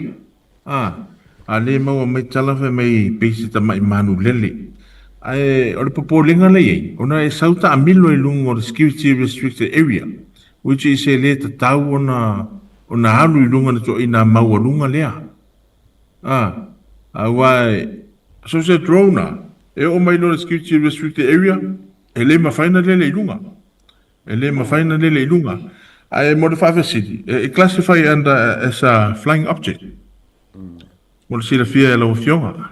O leo te o le meli mai e te au se tasi fo i o so o te lo fo i e si la fia uma e Samoa. Le mai mo mai te mini whaftai ni ta upo tatou faʻasoa. Le mai lana sau noanga fo i whape mai siata ma le faʻasoa e tasi ar mafuaaga e mafai ai ona lelele se drone i le no fly zone ona lele ona ele i lesi talaina i lalo le MWTI lono winga ai whamai lana tala a whai o drones mai o le stala i lalo le MWTI Samoa e o komeki are pepe pe a o le mele le te sau noina tu sau lau wa whalai ia sau no mai. Was there via siata elem finger lele se drone without a license issue MWTI? Yeah, na. Elem fai because o la to e fai a license. Pe ano taua. O le ele se statandonga foi la fai mare mtanga dwen. Ona o me me tau flying objects. E fai license le no MWTI. No winga. Yeah. Ona sa o si tamali. Ele mafai ona lele se la se drone pe o il mele ta o le no fly zone ona ele mafai fe ona lele se drone without a license issue le tatou tanga luenga o le nganga whaaloalo mana ia te lono winga matua te le la le soli tulafono wa le foi faʻasoa mai no the only reason ele pe ele drone le ele skala ele singa e paula leo le tuainga me o tou mo sila la jamo ai tau fo fa mai er malo le ngato le wailunga tonu le pulo le blai lele a la fa mai va ngal MWTI ya ile nei por kala me nei fia filanga wala nga mana pe no foi atu o no fo mo va ai atu ile mele o tango fia track ma le tele o e o foi ile ofisa ile temi foi ile na to ai tonu o ile sa pa le mia il fa masinonga yo official fa masinonga but to afelelele ya but to me that's so risky. Imagine pe fa pe o se tu ai nga spy fo ile le spy nga ia tulang o makua o ki ar tulang o tatou security tono Samoa au te lo foi pole asa sila mtanga ruenga o leo ile tu ai nga fa pe o le tu usa o loto ni tu sitala a o kanga kai o kusikala e fa le solo drones fa pe nei ma po solo tu langa fa pe le atawa ya me se foi lo fa fo no siata mo fa visit. I think this is one of the issues o le atano in the National Security Committee. Le lau su ia le mato fonutanga. Ia o le National Security Committee a chairman ai le CEO o le official parlemia. This is one of the issues le atano no. O drones ia ma mea fa pea.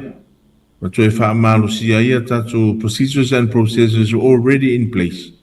Ia uale anga i iluma. Ia au ngā mea tutupu siata ma le atau.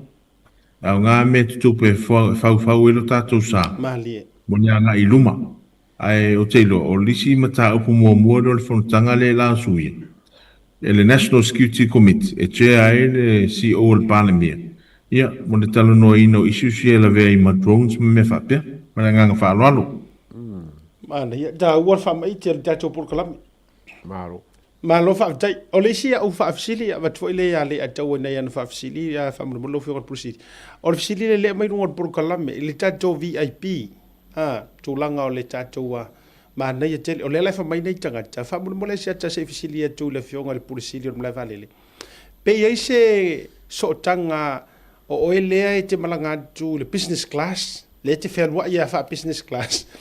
Ja, ma le tatou VIPs foi le instead o lo tu fa tau o lo ticket online. Ja, fa mo boni. Paftai mana ia tele le fisili. O lea whaangasoloa mato whiutunga Ingam Airlines. Ina I mafai o na port uma mai o la to business class me whapena. Airlines ai la ve le Qantas, Air New Zealand, Virgin, Fiji Airways. Ele taimine nei. Ele I mautu mai airlines I le tūlanga lea. Ai mana ia I o le whawhisit o le afoi. O le mawhauwhongo le la leia te au le pūlenga. E te alu atu ai o whai o lau check-in. Ia e alu enjoy le complimenta le VIP. Ia ma port me ala wa I o wa ke e le screening I o le VIP e te sau wa e sau roa le gate. O le ala e whangaso roa whiutunga Ingam Airlines. E finalize loa. E le mwhailan to tongi le se lausu lima lea. No winga, everything will be incorporated into the ticket. Pauale mea lo sa wa tau mai o le business class, clients whichever airline. Yeah, a free umai me to tono le VIP. Ai e lo tu mamau, na taunule se marienga. O airlines umai ia man pulengo mlava le. Mo le fa ngai no le VIP. Mlanga fa lolo. Ma lo fa tai ele vetole ato sa fa fili mana ia le sa no anga stasio tatou pa anga dungon program le taimi Samoa Airport authority beautiful and clean seki ma lo fa tai CEO and everyone so friendly with a beautiful smile. Just came back from Samoa last week. Fa tai CEO ma le finga luenga. Ja, mana ia tele fa tai Maria Taupo. Ato. Mako vai aku milionge le nga loko por bilionge ya. O vai aku kele luaka nga poe. Se fai singa fam kalanga fo le ka u fo le loko ba le marko soka inga ngai se ka ko va ka u mala ba le malanga le. Nas tai ya to mo fa fisit. Eta wai on the roller mala le to welcome the people. I welcome any type of aircraft e lani filiolo.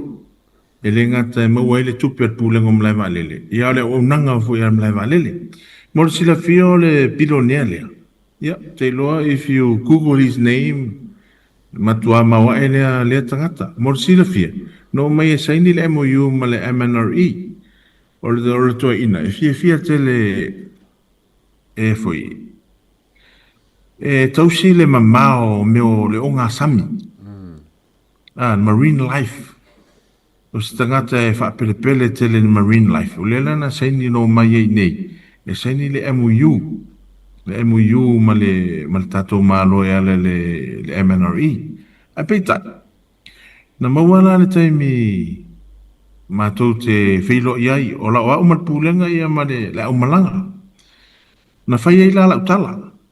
O te manao e whaamatai o i nui e lua. O leon muenga ia po ngau tā vai sa vai. O lau atalia e tue fo i mai.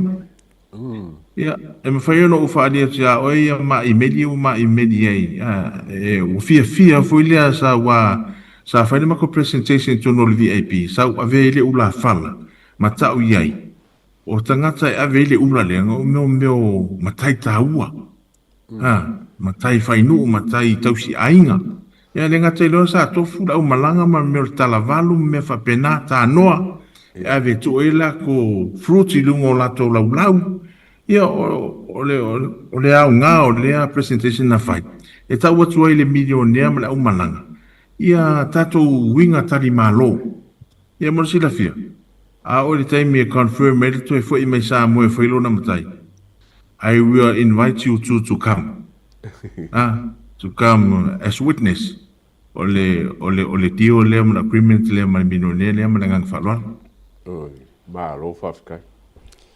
Mania ia le telefoni nei ava noa ia me se foi la ole to ai tau nu ai o va fa penei o se tupe foi montato mo wa stupe tato mla valele la ufionga. Tu atele sina tupe na mo mo le pakale as va le lenga ko le landing fee o le parking fee. Ia mo sina fianga overnight le pakale va le I falo. O le se metau. O le tele o le private jet. O le to ina lea. O le se nga best friend le actor le Matt Damon. O le tala le to ina lea. o lana maa le masani o le whaonga Matt Damon se alua iai. Nā lono wing, e o se whamanianga le ngata mo le Samoa Port Authority, whapea fule tourism. O i tātou te loi, au le lei mala le lei lau whanua o Samoa. Aisea, o le fie o mai e private jets whapea. Mo le sila fie rua fionga. We increase the number of private jets, kanung a makan ngi kausanga mai a Januari, leo wafia. Leo se furu kako private jets. Tau no i whaleo. A compare i le fitu na ia i tausanga leo a tuana i nei the same period. No wing, wa whatuputupu la ia. O isu fianga fuile ia ta. O le tele o private jets. O mai o isi private jets a kua lewa yaso. O isi e whaaso, tolu luaso, overnight. Which is se fianga le na. Ia ta uman pulanga. Wa le umia e paka ele private jets. Yo le telefoni na se le ni ma wet pulanga wa na nga duenga fu lumna. Malo whawtai, ia, ona ole mata upu foi. Ile au nanga wha private check te tono tatou, ia mese foi ole sa whai malanga mai ile fionga le li pale mia mo le siaki foi matulanga la uto e teli watu. O waala ia tau te whaonga ina oi foi le au nanga e tatou te whaonga ina mai ei waalele ia whaonga mo whainga malanga whapitoa whapene ia malo whamunmole. Waftai se ta man fafsit, ia mo se fie le inka ko private jets.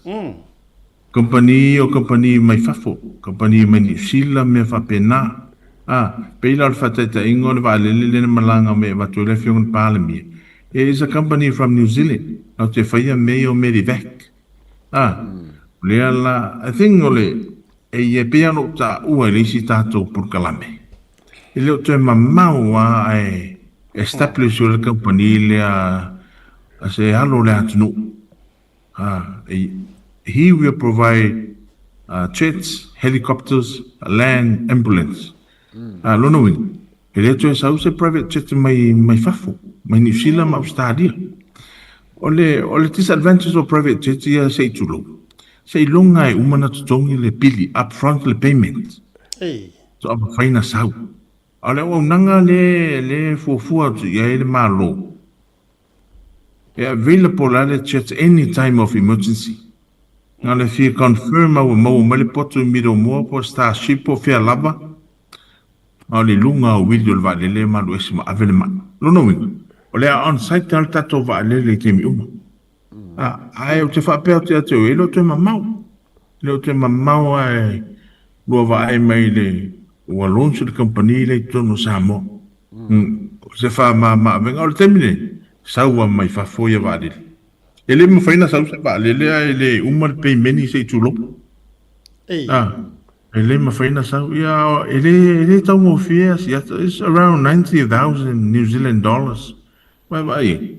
Ele tau mo fias e longa lai uma na faile pe. Ia fa ko ai lunga wilo le vai lele mai. E va tu se ma.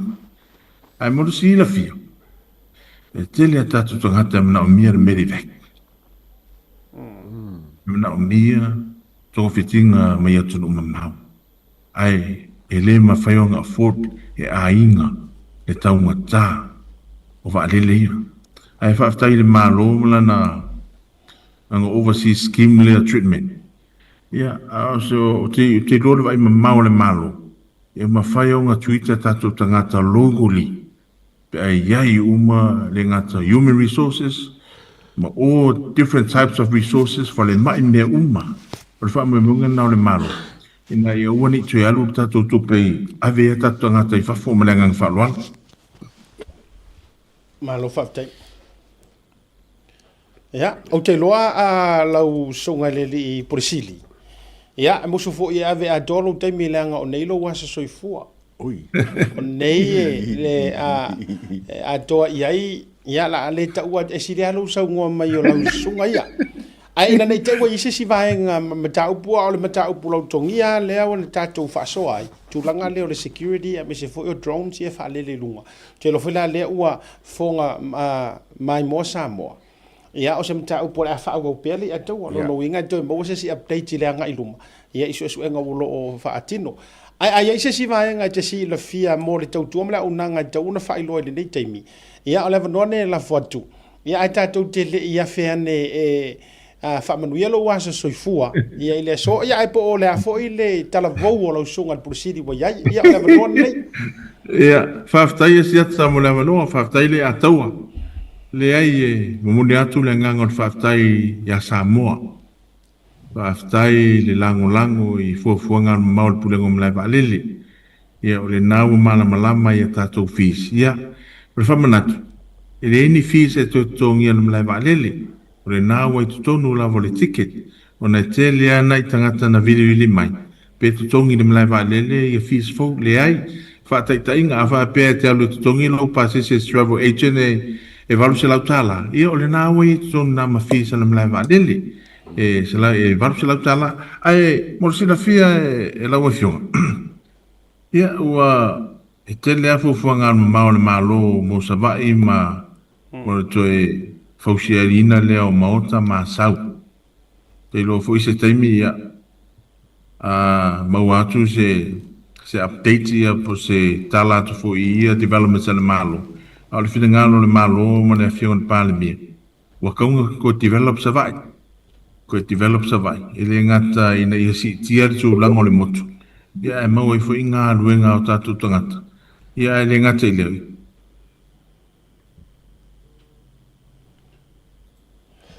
ia o te lo wa toi motu sia le tatou whaatalanoanga it's okay ia o te le lo foi pole ngai lo no le CEO la fesile pe fionga kausanga ni le wa motu le tatou whaatalanoanga ia se toi tautalia pe toi a fio mai ma toi reconnect ia le sunga le whaurulunga le malaiva lele I don't know what's happening with our Zoom but today ole aso soifua so today is his birthday ia la molia tu ia malofaanga ia me se fo ole tatou pulenga ia afa pe fa fonga mai lau fionga le pulisile fena to rejoin mai fa mole lava ia ai ole fa molianga nei ole aso soifua birthday greetings to our CEO ia ole malaiva lele le fionga ia faʻasoa tu manuvao ia te le lo la sau kau vavala ua fia I kausaga o le faʻaululuga o le malaiva lele ai ele kai ale I le fionga ale o le lima fiku o sefulu ma lima fiku o sefulu o lima ia manu tele lo wa se soifua ia ile so fa manuia le tua ia te ro mo tu sia le tatou fa talanoanga ai le afaina le na fo wa tou fa fonga ia ile talanga pasina ia le finangalo fo I le tatou fa ululunga ia ai mo le toyo malo faanga ma fa manuianga ia te lo fa le tonu le tatou ia manu tele le aso soifua tatou malolonga short break ia foi mai on toi fa wa le tatou po krabe ni vanga le viafi. There is no better way to support the 685 than to buy locally sourced goods. Here at Tasi Market, owned and operated by Samoans for the Pacific.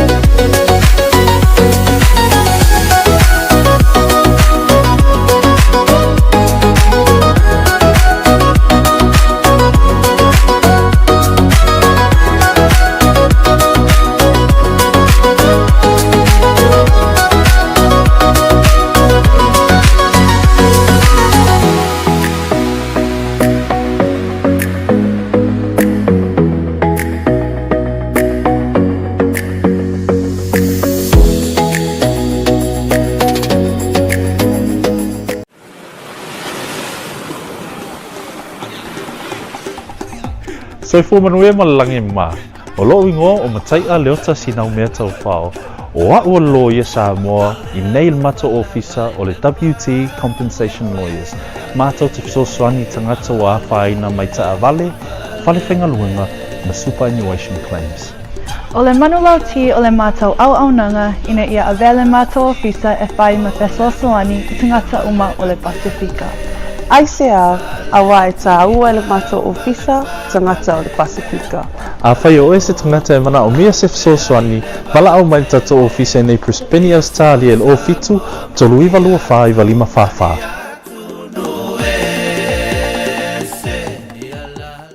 Mo le whaonga ino? Matalo whaatu, siata, ia, noko ingo le ia kaua. Kukara fiafi, kako whai e whi, ka mane le ke e kare o le ia kaua. Ko ingo kot whara. Skepu mua tātou whai e whi, kipi kipi, whaangingii, tātou whi o umau na steam, I le ngao, ia mana masima. Ainga so ai, ki pipi kako wangyangi, ku kongo pepe e kara, ia sa ai markai lama, sa eu fa makala. Ia ku roi lungwa le afi, ia sa ai lo marka ko fe kongo pepe e ngawa uma onga whaapunga, ia sa eu lo wha pela le ia sa ungi lo e kofur ka kofai ai fe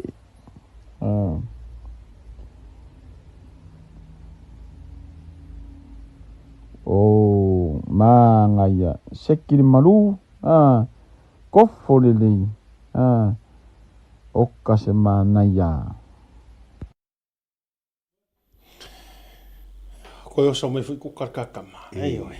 Manga ya kukareri le pe ang fa pe o leasing ka ko fu pe o me fui fai any more fries ha. Ko fa ho wa o kama le me fai go kuka. E wa ko fo ia me kom ko fo diska. Hello King Falai. Yeah. Manga ya fai fe. Today is also King Falai's birthday. Oi kalo fa. Lengo le wa da ya so fa now. So le e malia yo au fa au fo u ya. E birthday fa kasi fa au fo no e vile. Ia. Ma fa au fo no eli. Pa na pa. E fa o la e vile. Ia fa o. Ai fa lua ia. Ai fa lua. Ia. Yeah, can we have that on fa mole Carl? Yeah, sila mai. Yeah, manuia tele lo wasa soifua King Falai. Fa au fo eli pa naba. Tonga ro fa lu tu sanga. Yeah. Alo fa le tua ma. Fa tau ma mau ni mai o tau la talata ia te oe. Ya, ma fa tau ma mau a tiri le fili o to o tau fusi ia te oe. Ia e fia e te nofo anga te tu ma e nofo anga pa ia e sao.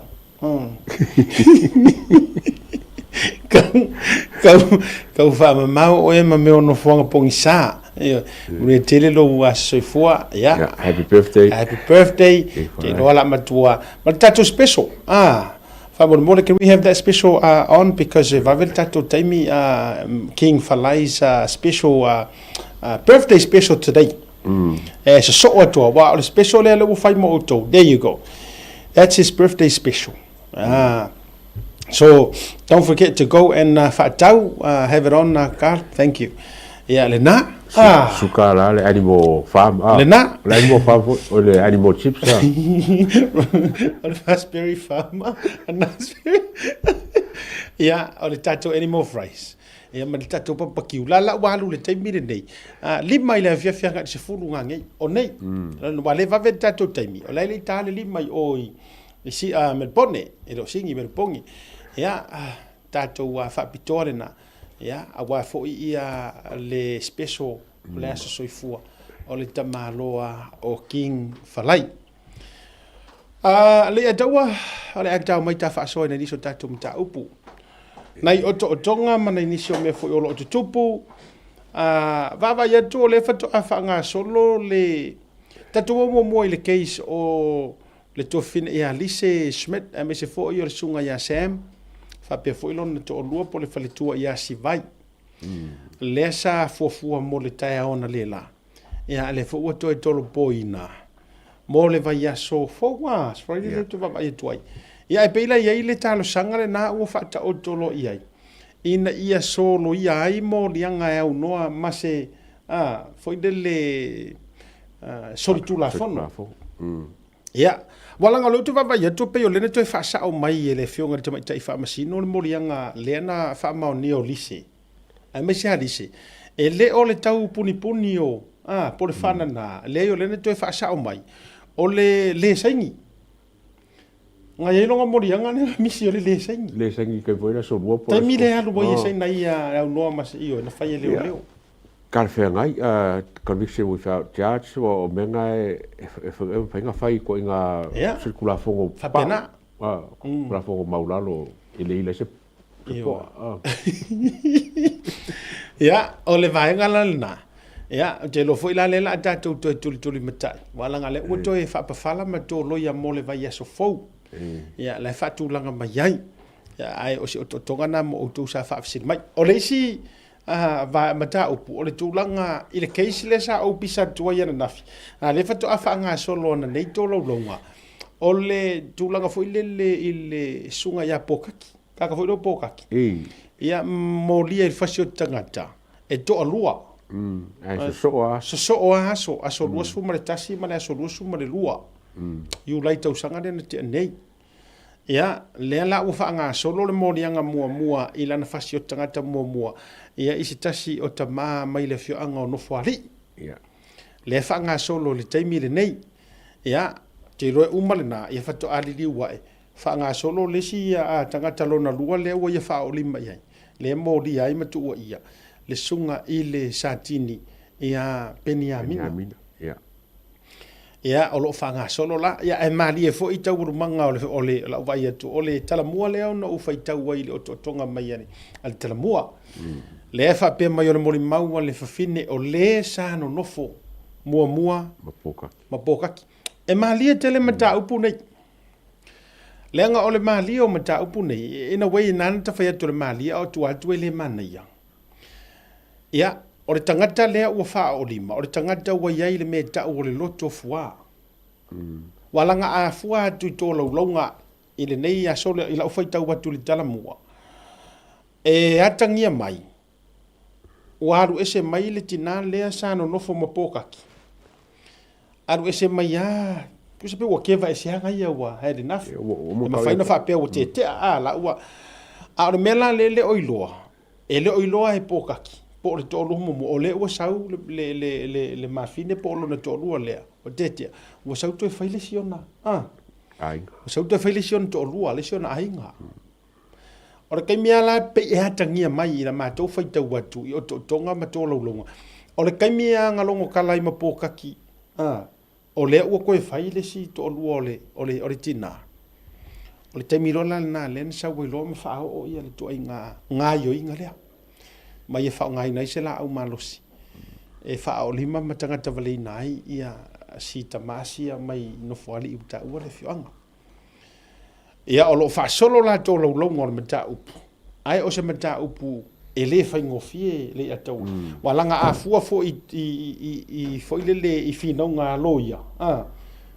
O le kamba fo i lea o le usa e ono sa welto inga upu fo ile o masaru salonga o le mafuanga le walenga kia ipoka ki peka ko haru le ngangana tu usao ia ale fo ia o ile aingo poka ki o ile aingo o le tamale i no fuari ele iloa ele o iloa o le o faise ko o luo tama o faise ko o luo si tamalo le i o pe ona tuangane polon ele o iloa o le ana le tupu nei le mele pia tangia mai ele fatoa. Ia, o le mauti o atua tusa o reporti mai. Ia, ana inisi o tatou nusi pepa. Ia, o le ae o atuai. Ia, ae ta o tupea. Ia, se vangai se vanga ti toi fia, fa bopo ila to. Ngau maare no. Wala ngari se faʻasolo le. O le faʻasolo. Ele ia la se vaenga e mawhai e fuana tatu na ona atua tusa o lava. O le tonga le fatatia mai ai. Pau le wha le tonu ma le wha nonoanga o o le loa le lei e le whawhingi. Le teimi na whai e le whao ngā lima. Pea fua atu iai. I lana whamatala. Ta sila le nā keisi o le wha ngā solo le teimi le nei. Finally o le uo i e le wha solonga. O le isi keisi lea ua te e nai e le tamaita i tustala le observer. Ia mōlianga fōi matu ua inga. Ua whai whaasanga ia teia. Te ena e Marietta i la lio o na mōlianga o le tau whaaleanga. Mantu fō Marietta tamaita i tustala fōi lea a le observer. Ia o te lotu ua inga ia hea fua mai se tangi e whaasanga ia na tustusinga. Le pei na tā ua matu ua ia ai ia alo e whaasino le fionga le li pānmia le ate wau. O kangu fia mawe ka awa le leo leo. Whaunga. Ia oke ringa pura alanga. Ia se kako ki pe walanga lo ke enga le e morianga. Alang kuskusinga le on mun bawa o mai. Ia on mana ia la nai me fa penei. Ia le la whaasolo loa la wai au ngā atu ai ngā me fa penei e o ai lato. Ia e toi tau tino ai i lato wa. Ia sources.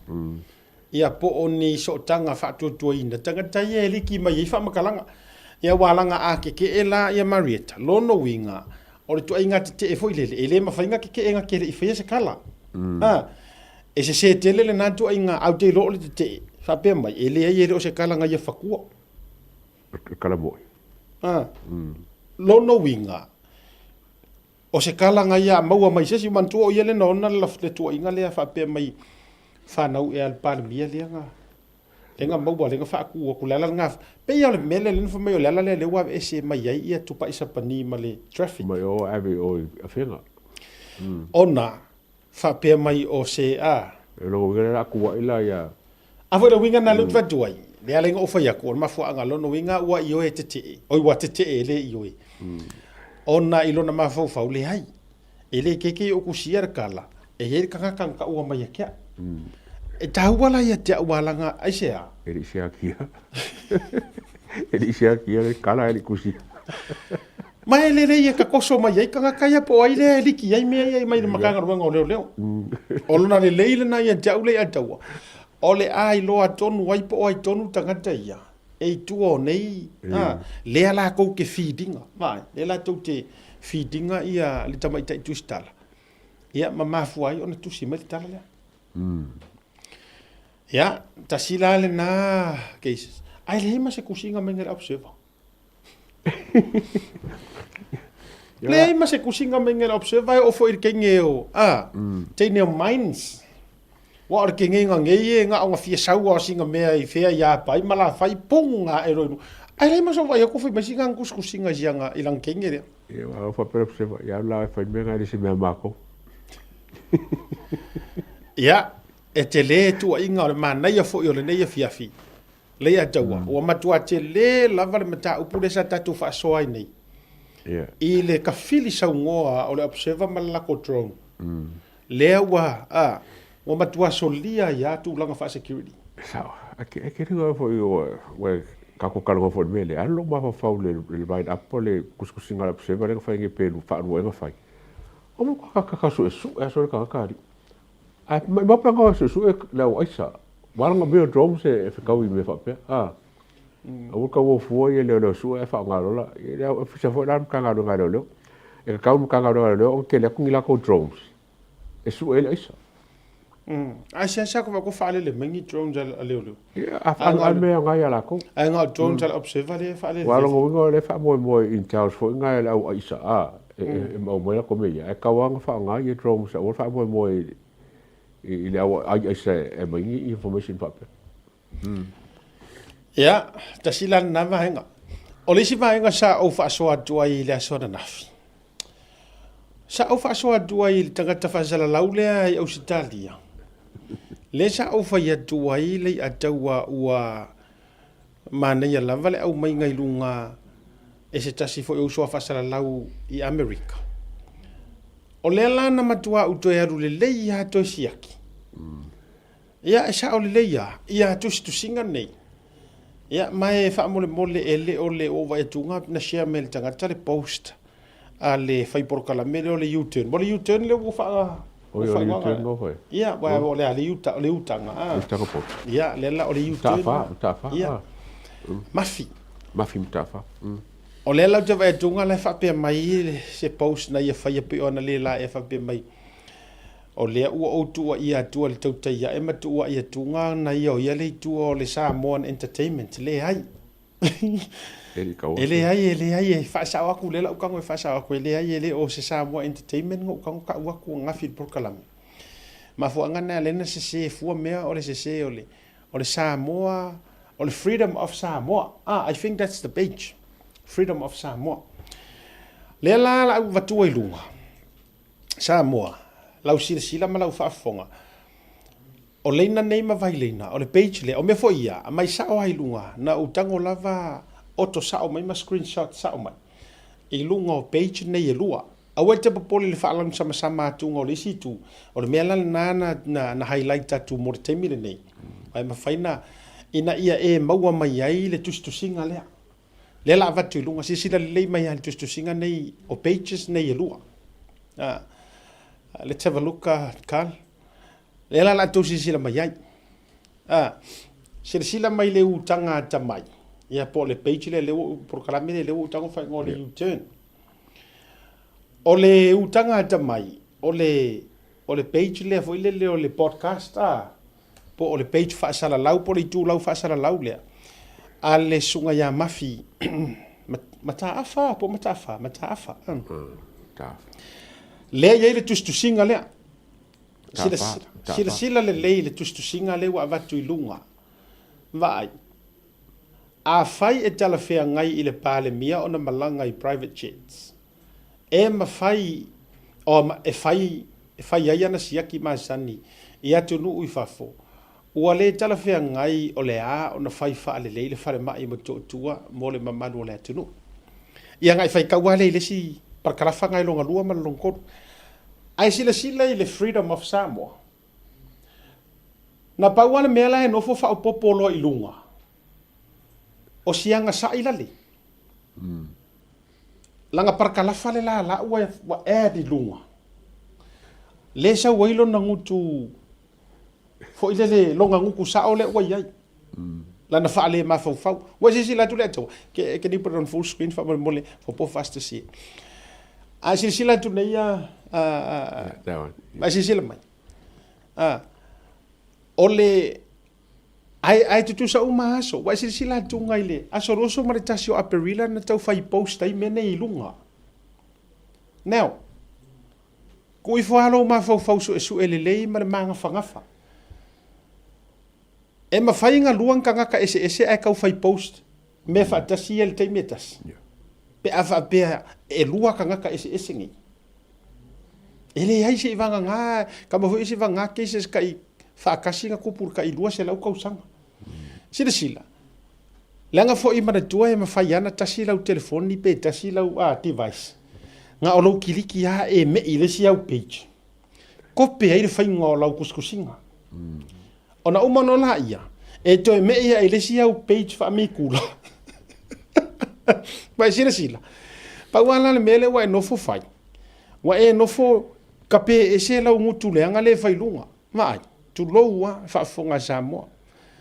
E alu lo o ngala au siaki fafo. E fa le kongo o nganga fa le mai. O lo sulu kuai le atunu mo le fso zoani. Tai i la fia e au supporters ni mea leanga e fia ai i a kulou fa fonga le o kango kau kipi e se la upu wa te lo le upu palo vali. Ia ona se so o i lo le ilalo lana tustu singa le. Lo no winga la i la tilo. Le a taua. Na mua tusi le Freedom of Samoa. Ona uma no la ia lea ua toe tape ese le parkalafa lai lunga. Ai toe avelo toe whaapipi i o ilea. Ile utanga ta mai e kami mai ai i ngā. Tangata ia le sao ai le tala le tusi pa ia wha mai e sau e tino mai o le mamoe.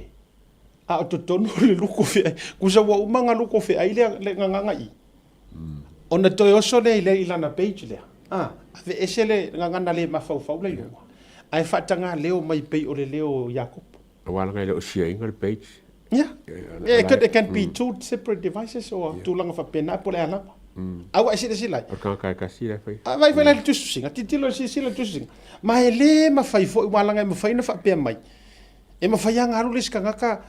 O hai e mafai na alu copy and paste mai so manatu.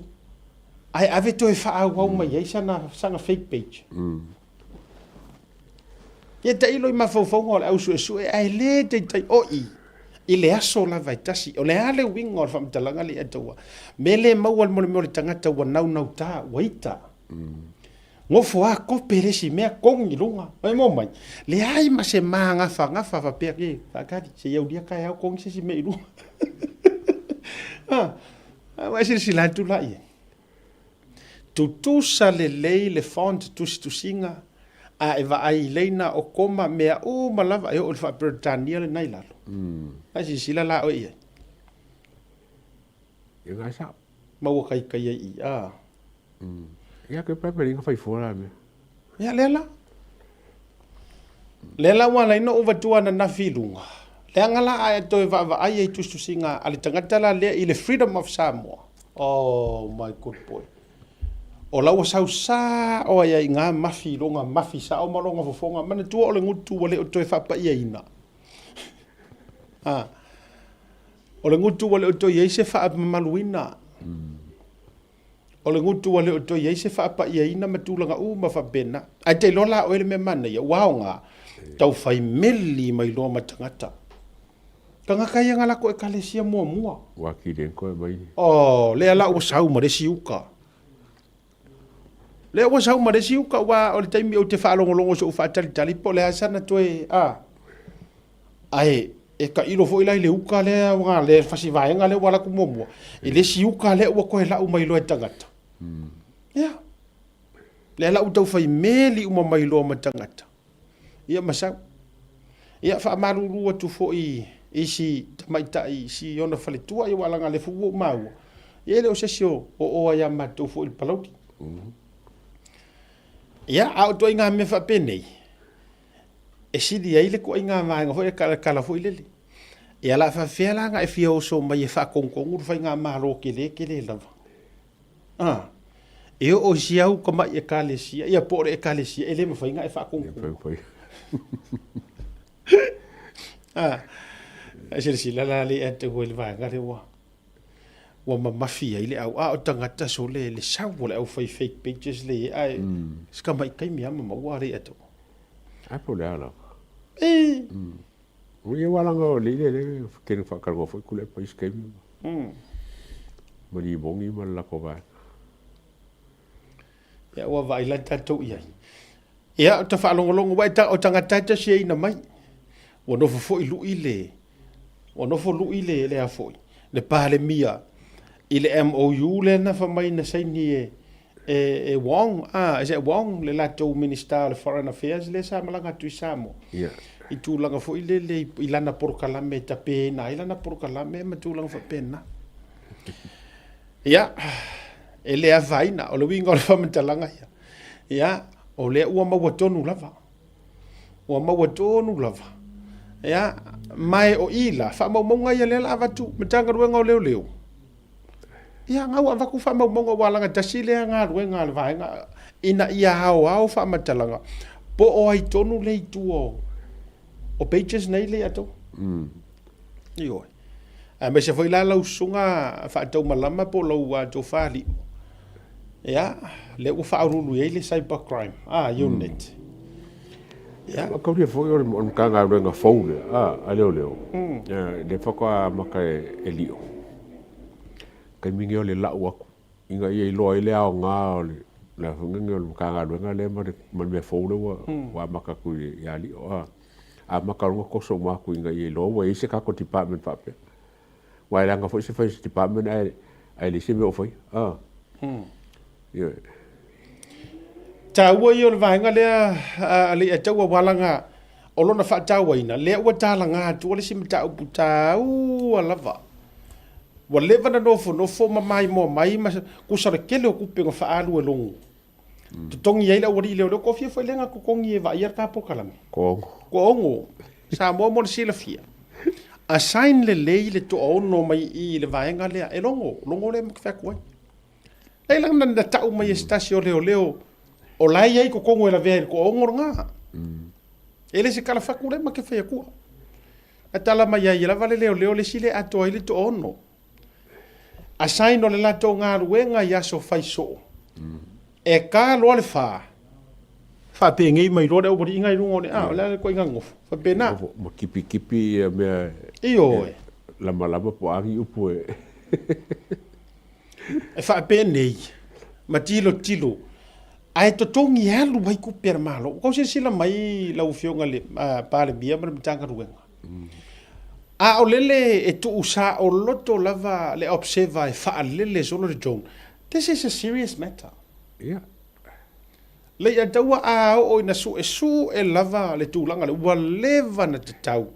Ona matua tu wai le sa mala o le tulafono. A le matanga luanga o leo. I rungus pepa lea. Ai mese le li le alu. Ma fa lele langa drone me fa pia. A lele ai longo le singe. Ala le bo va vai tunga wala nga le fu o stamale na so tai mai sa mole e taua. O le tasi le numere tasi sa mo ai tūlanga tau IT.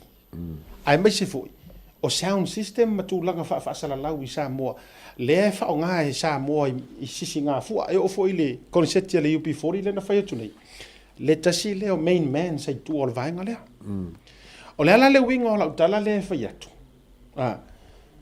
o le na meli mai ma so tai mai au alu tatu fa tandoanga e lo ngo fia drones o le ya fo o le wa wale sikala ila lore MWTI. Yeah.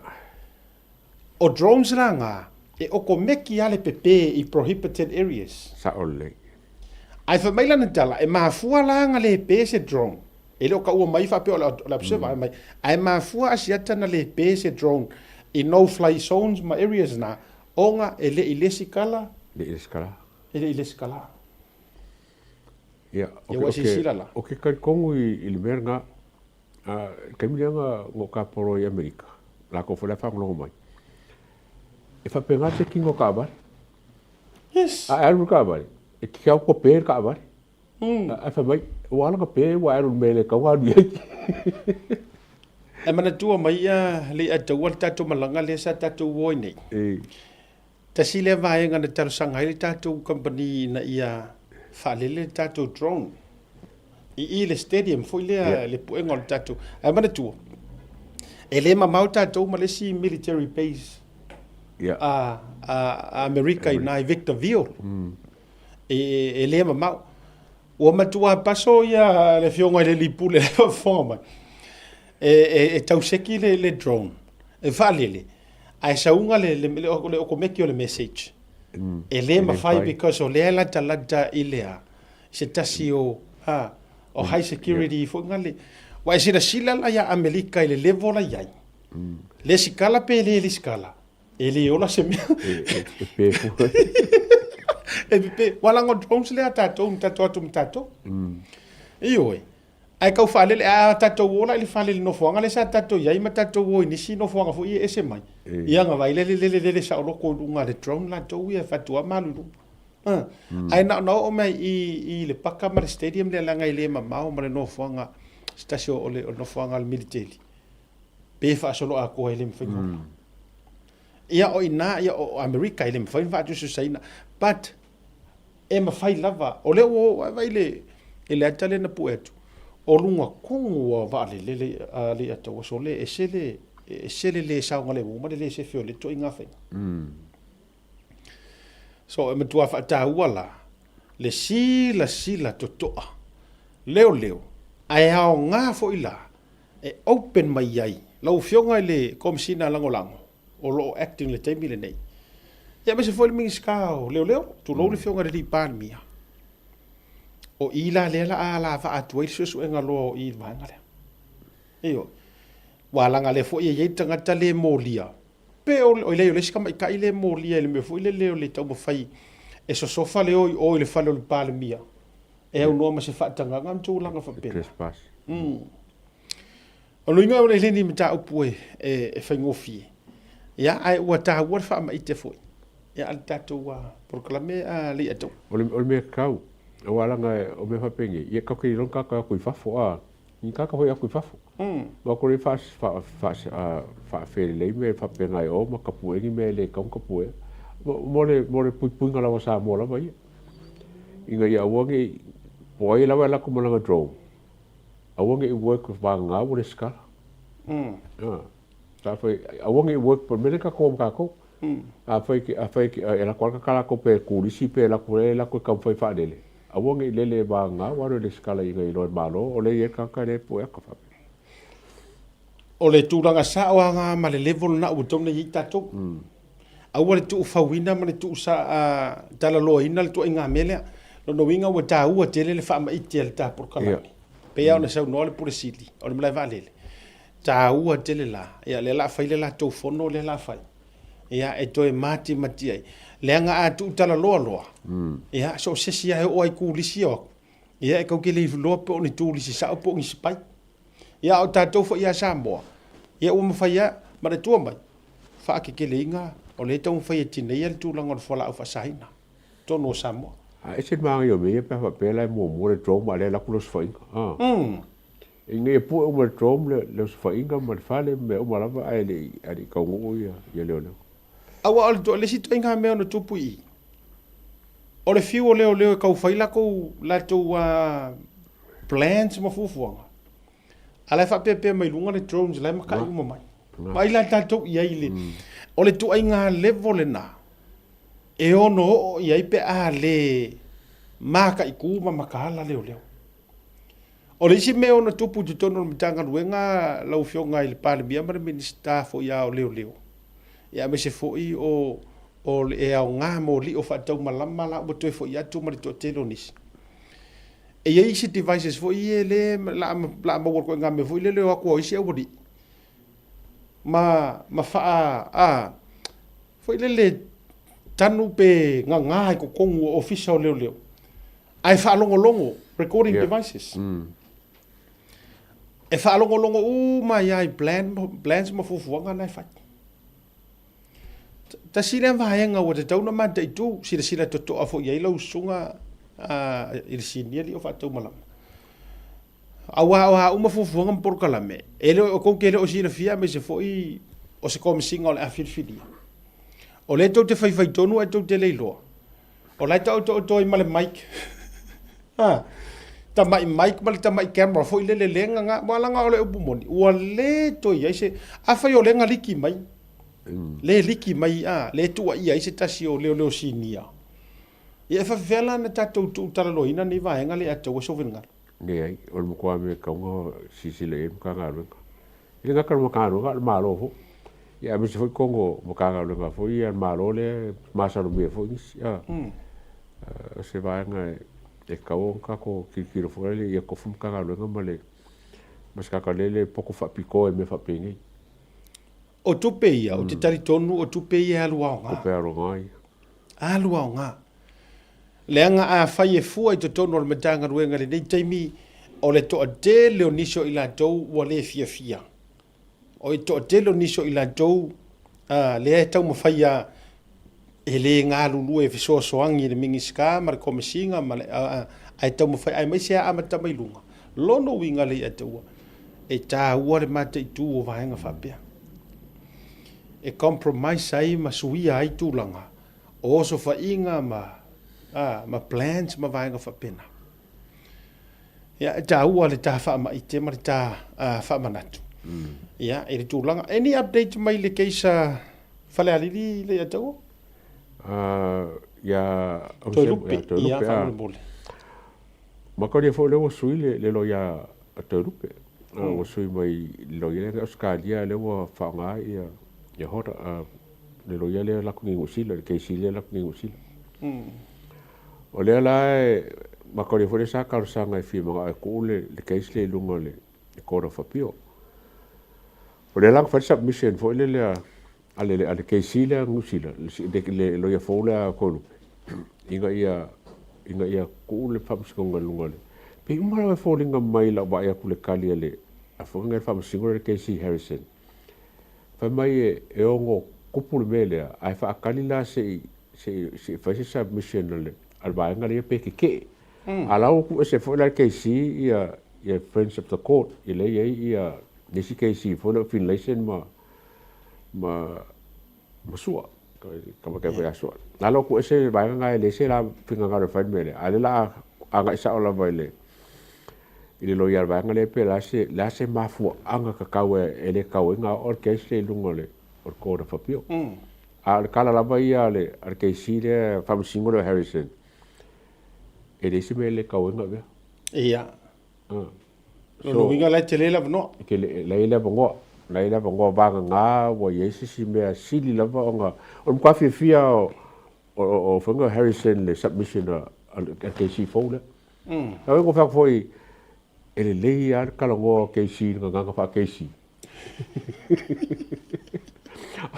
awale ro yele nga mai Australia ele se ke si ai mo e fo lo ia kule e pa mo le chapipi fa msingo ngoi fa le lo afi lo fukas a kerenga el recommendation fa lo yanga mo fa ya ko rupe yo e me sole Wa yo fa o fa se me fa ko nge fa mo lo ya sa fa pe mai yo e me ya o kiki fa ko rupe me ke si fo a fa lo ye fo ia o mafu angana ya laina tana nau tanga te suilo ia ia a fa mo ko lo ia ba ko me o ki o foi le sila wa vera ko sanga suilo lo ia o ka mo le ko suilo lo ia e oi ala yo le winga wo fa ya doye le se tala va nei wa langa it's an public informations o le o mai ana to si le fia foi ile mention o na foi na tu si doy ma reportia le fo isa tau avena la umata upu aki lo la ukala oka inga ua ko ai lo hai tangata la ulo ia le mele nga fele mention sole le ya doa koru se furu fa se furu me o le messenger na sau ya tia ma fesili mai ya tia wai la ye le fesili mai wai wo so ye ai fa mai wai wa fili ya ia o fakule ele hai o kere i filifilia se mala tua yo la o le tangina ava tu fa ta wala tu official leo ia o ila ile official leo te lo por komsina po ai na te filifilia wa ola ko paule men fa lo mai ta o le la outsource la case ia ile lo ia mata o mai lo ia ta o le lo ia mangola e mo ia o kere lo kere nga kaimi ia sunga mange eo ala tai mila le na failo atu ai loa e tu stala ia nga akusia solo mai lunga ma ko mention le so le voi ko foi meli asia ka lo ia le ia o bla ia ma li ia se me ocup ma ke o for so le ma fa ia fa tu ia o le mela le na ele ia wo so ma lo si la nga tele i filifilia se lo ia o le mea le na au mai la van tanga lo ngole ku so lo ia filifilia mkanga lo nga leo ia sa nga ai ele filifilia ya uba ma o le lo ia private o le private ya ko private fo o mo koleki mo ya o le lo isi la na mo ave ia ile nga luenga ele itofia le tatou lo ia sili le wa ia nei ai le taimina ba fo tu fa tu man tu forma tu mata ubo fasileva ia ku sa peleva ale wo ia ile ia sa oila lo e system fo le mo fa kula wa mai ala na ave ia la utalo sanga ya o te loai o la acknowledge mai ele official lawyer sili ia le tulanga ina ia suia la lo ia ona o le wo to so e tunga ma tulanga uma ma tule le ia le sesi tulanga o le fala ve le ma fu anga fo ile le uto fa ia tulanga o le ka ke pese o le fala ve ngume la kasi le o fe wai su enga o ami o kongu mafai e fa penge pe se si so le fa ngo cases sorry o mata upu te lo fa to court ta upu ese handle le tangata o le fai ma se tatou wai o e tau wai fai ma se tau wane ai e kau i ai o le ala le winga o lau tala o le fatu o lo ina nei tu lo fo ia wa informations o le vana ngā lulue le to alua o le tamaita i lo ia le sa tu moa o le vanga ngā lulue o ia o le IT manager a le misio i le OEC le official o le whainga pālota Samoa a o komisinga o whainga pāloka le misio. O e mōma. Ia. O lana IT manager lea i le OEC. O le to lua o la ulohia lea. Ia, wa o le ua le koe. Ia, ta send mai loa tangata mata o le au sava vali. Le o loke ka ua koe. Me ia wa send uma mai tangata fa mai luka jat. Ia, o le mako au sava vali lea, le sava vali ai pei kai a uma. Ai zaunga. O le misio, o ko o lua o la ulohia. O fa pelea. Oh my good boy and bad girl. I conflict of interest le sama ba. Ah, foi no te fai atu ai la le winga tonu le na le te fai atu ai. Lono winga o si wa o sa o le nga le si o sorry anko o si menti a kako. Ah. Longo winga wa ia mar mele ka u le nga mai le misio e vaku le ki o confidence. Le misio e ke ko e faʻasoa mai e ko kongu ele misio ma le strike out motion le. Au ke longa la wa le ia le fa ngore. A le fa mo e karia lo ia le. Ana fa ko yo le winga tu sa wa ia ata tango tu fa ma fo ku sa wa fa ka kia ka i kai lungo pese tray fo le la ave sa o ai o la o se ka la.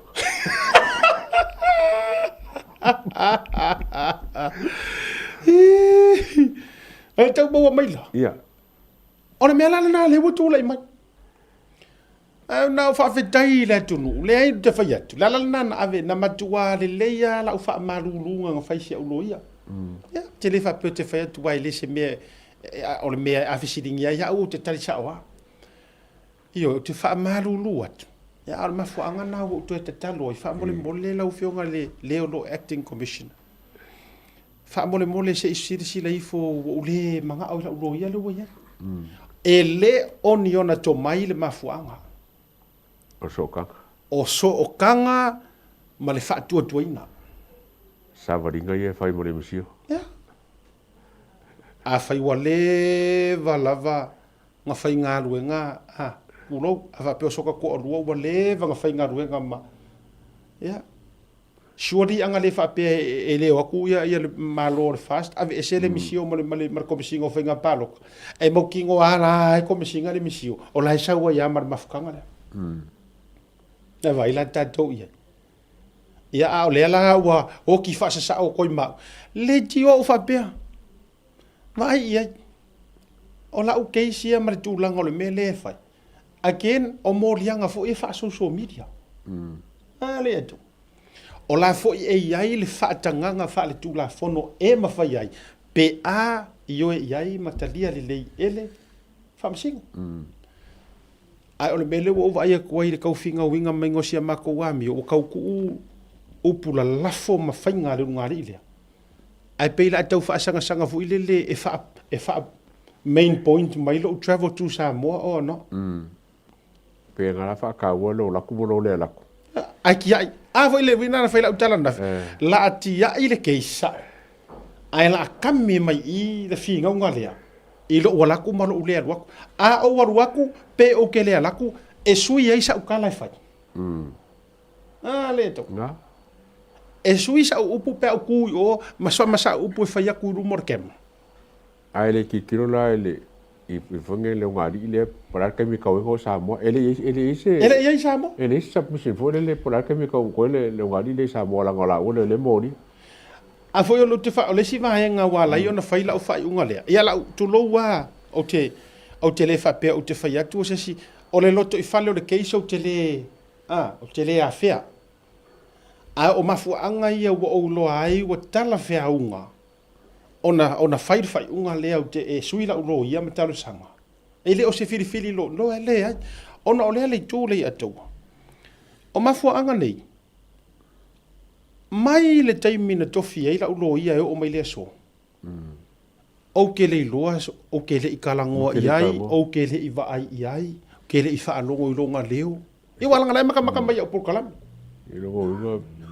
na o le email lava o le sifo i lava enga na lua ia i le taimi le na po se ta o le tarosanga a le ungali ina ia grant le mafaina o e li longo mo e o foi la mele na toi fo ia toi Samoa toi o esi ngal pa war me o ke il sa war email fa mai ia o mele le ku Just letting you know lawa grant, lawa whaatanga e Koio.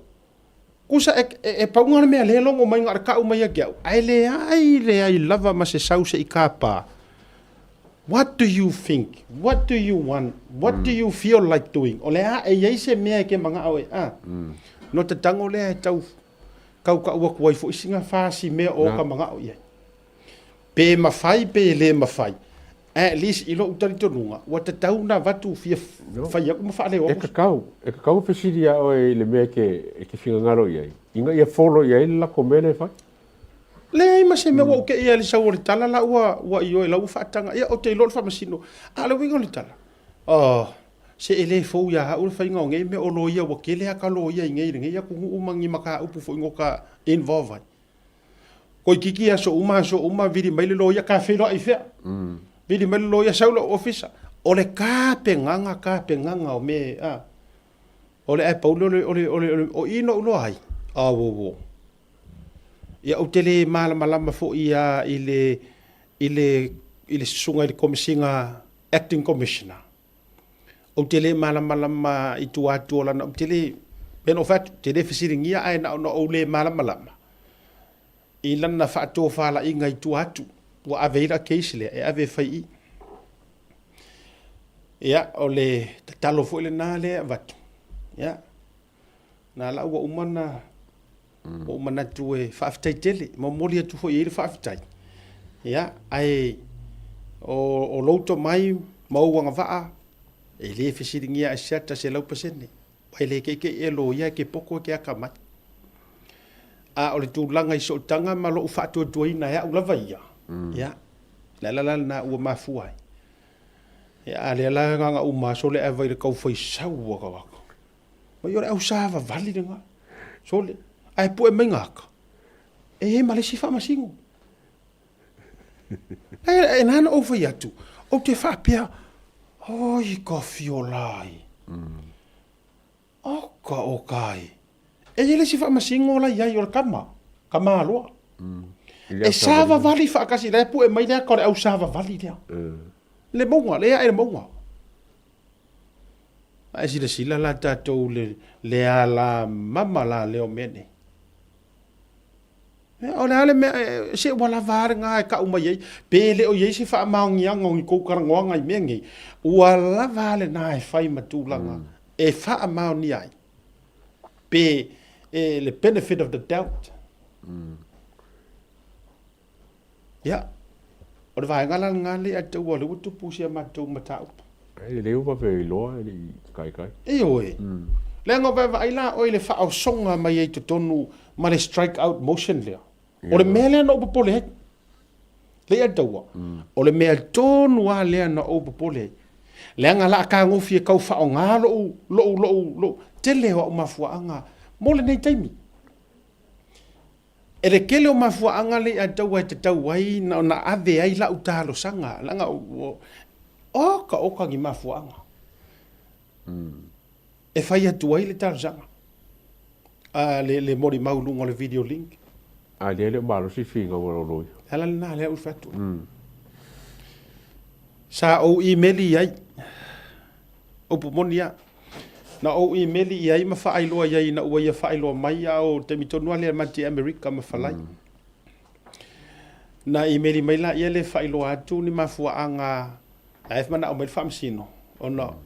O lai nau le tu le te e tauana o loatu na whape mai la ia whaailoa mai ni mafuaanga o na ave lo le iai o mafuaanga. Ai kei loi, ia na sa wale tali reply mai sia ulo ia na natemi. Ia polita mai tai loia. Ya, sei ave pea. Ai loa ale kalia e whaamsingo ke skapenga lau sau Samoa. La ka whakawhai ia ale whiga uamua. O le i meringa ngā mai. Ia kai minga sa kau kai kuria. Sorry. Ke loa matua i o uafo. Makua i o foro uroko rigi. E watu ola ni mafua anga na watu choni. Ai se ure reply. Ya, whaafitai ai lo fina ngalo. Ai lela la whai loia. Ya e molu si le fia watu ai le talia ta pena. Ya, Pe no foi atu. Ia o nei mafuanga na. O nei tūlanga foi na. Ia o sia mātou case. Ia ai ta o tō tūlava i whunga ar whamasinonga. Ia e whai ale whai unga poto ma le whai unga atamai. Ia ai me se fo i o le tau awa mea ina. O le nei mata upu. O le anganga ma le loto. Ia kau le kingi mako case lea. Ia. Io e. O le anganga le nā malo loto ato ato le nā. Ia. Mangkua o le whaingo fie i o sia u maka upu. Le lo wingo la utala. Wai le ngā wa ule na whai e. Le ala na whaila utangi. Wa le tasi, wa le lua, wa le koru, wa le wha. O ngara lau, ma la lau ma whaile upu lea. Ia. Ia ngā la le la mako woa. Ia. Ai a whaila le la au so maingi strike out motion ma me umu. Ya, ai tu atu fo ie. Ta penanga fo ia. Se ole te leso na loto ma appoint mai fo ie i le case le nei. Ya, e fa au wina. Ma le ngang fa alwan. Mari. E de fiko inga me strike out mo se langa le ngam kwa fa mo ye inga ia i mo kanga ngo le i me sa mo mia. E ma la fa fa la ko inga wa ole winga nga lo strike out mo se lo le o kongi fa. Kongi fa. Mana tua ia o ke tatia la le case lea. Ai la tau e fa lau tele le to ingam ta wa mo ofisi e se lo ia e o ke ofisi e mena. Ai ofisi sa lo ia lo ia nge. Ia. Ofisi lo. O le ala wingo le mele wa i meli mai ai le le wa ka ai te ilo mala lo ia nei fo mala na me la failna ia o fatu le ole mele le utaro sanga ia. Fo mai mala tala lo ia. Asiata. O me fa pena. Le fa mangingo mai kia. A fa pene na ona atu wa faile to lo longa. Ai io ina le mata upu mo le wa pasia wa kalia fa msingonga. Ora maka upu oi. E la ka mai le ha au. Ni me kongi. Ola o fatu le ala wingo na me e wa le fa mau ni pe fa mai. Wa le fa ya wa kia. Ko sa ele fa pe o se fa mau ngia ma se le fa mau ngia. A kongi ro i fa fo. Wa le se case. Tole. Ia e kongi lale fa fo i le e yung mafu anga ka. Tu sa wale iro ina. Ai pa wan mele la fai. O e ka a fai ia tu wala e le fa pe o le fatu o le tala no fa la o tele le wing o le mele o le strike out motion. Ko sa le fa mai e ngumi ai ia morianga. Po ia ku inga po le kangi. E le fa maungianga. Onga ele onga e mafua ongi su enga. Ai kama fo e ke le fie su kusi lea. Po manga ia kong.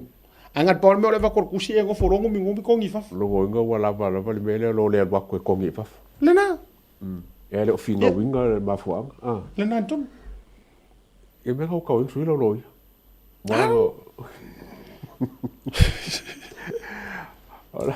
Ora si me a fa fenga kongi fa fo o le valid le kangi o defamation ma le. Ya. O defamation. Ana fatu. La ta oto aile. La ta oto aile. Fatu fala inga ele o afia masati a fua le fiongale. Ile li iporta mai tai famasino lo to wa me ina le tau. Ai na ona ta faʻasoa ona o vahenga wa sui ai le tūlanga. Au ia. O ka se leva ngo make my time for ngale available to sapeta te whea rua isolo. Ia o ngi o po me whaianga o le video call o le video o le tala noa o so se mea te ia. Ia. Interesting, Lo ingo strike out motion ai le se ke ala loi. A fo ie na officially ai lo ia nei. O le la le tūlanga e whamaile o tala.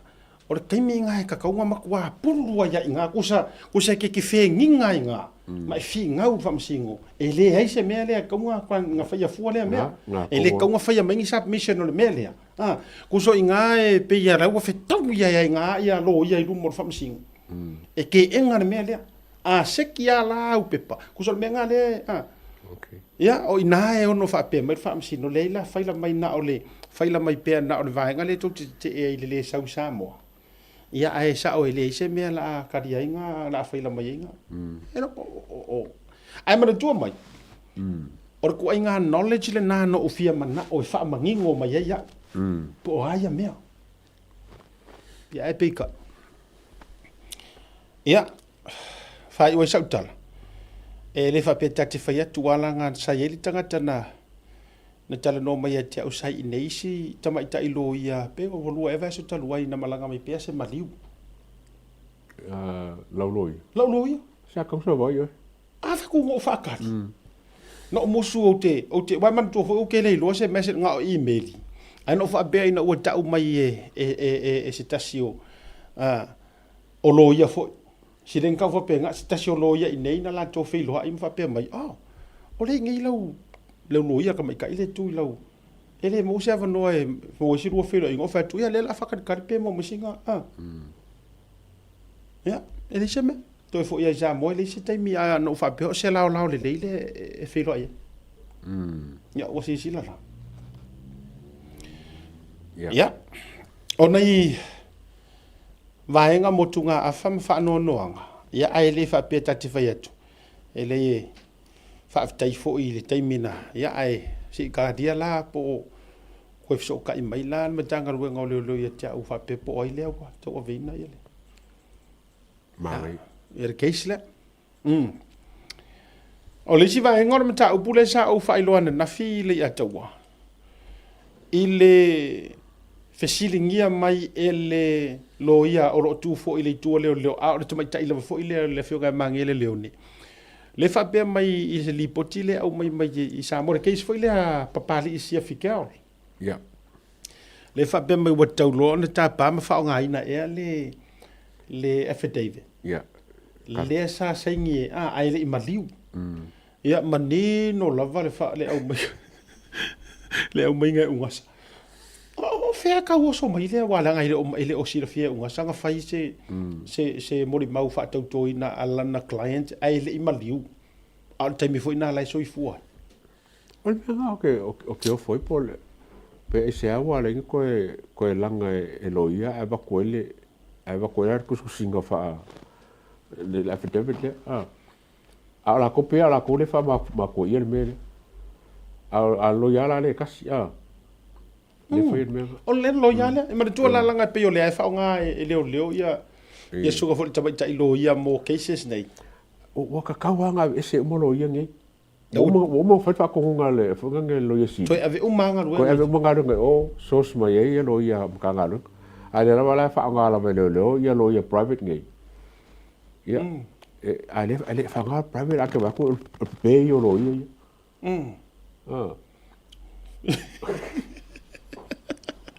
Leila ka sa alang mo ka rin lo ya kay molongo. No fai fono inquiry le ke le bevesing of beshi. A mari si va nga vai yo lo ya fa ko ele le fa lo.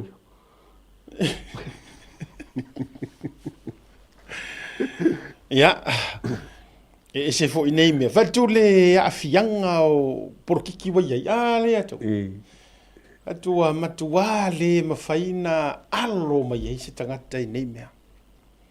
Tua le mafai lava matulanga fa pena ya ai se tatou talia po le a se update to le melia ai penga fa fefeanga saingi e papali isia fikao ya lana mori mau fa tautoina e au ngoa malesi la fieinga e unga sa yungi sa poru o langa loia ma kaunga se kopi o ya yuki ai mana tua mai tu sa o lau loia or kanga ke kapenga inga lau FTV mai kongo faile le ya una sale yes o lau lo ia a o mo mia la o mori mau fa kau ko inga o lau lo ia kapenga inga me uma ona dala tu le fa sai ni ru mo sei si lo ia po o le la kasi ma ko fo ku pele nga pisa fo il kai mo nga ngai ia le fo en ni mo nga FTV ka ko karngol mele nga fai o ya ko lupe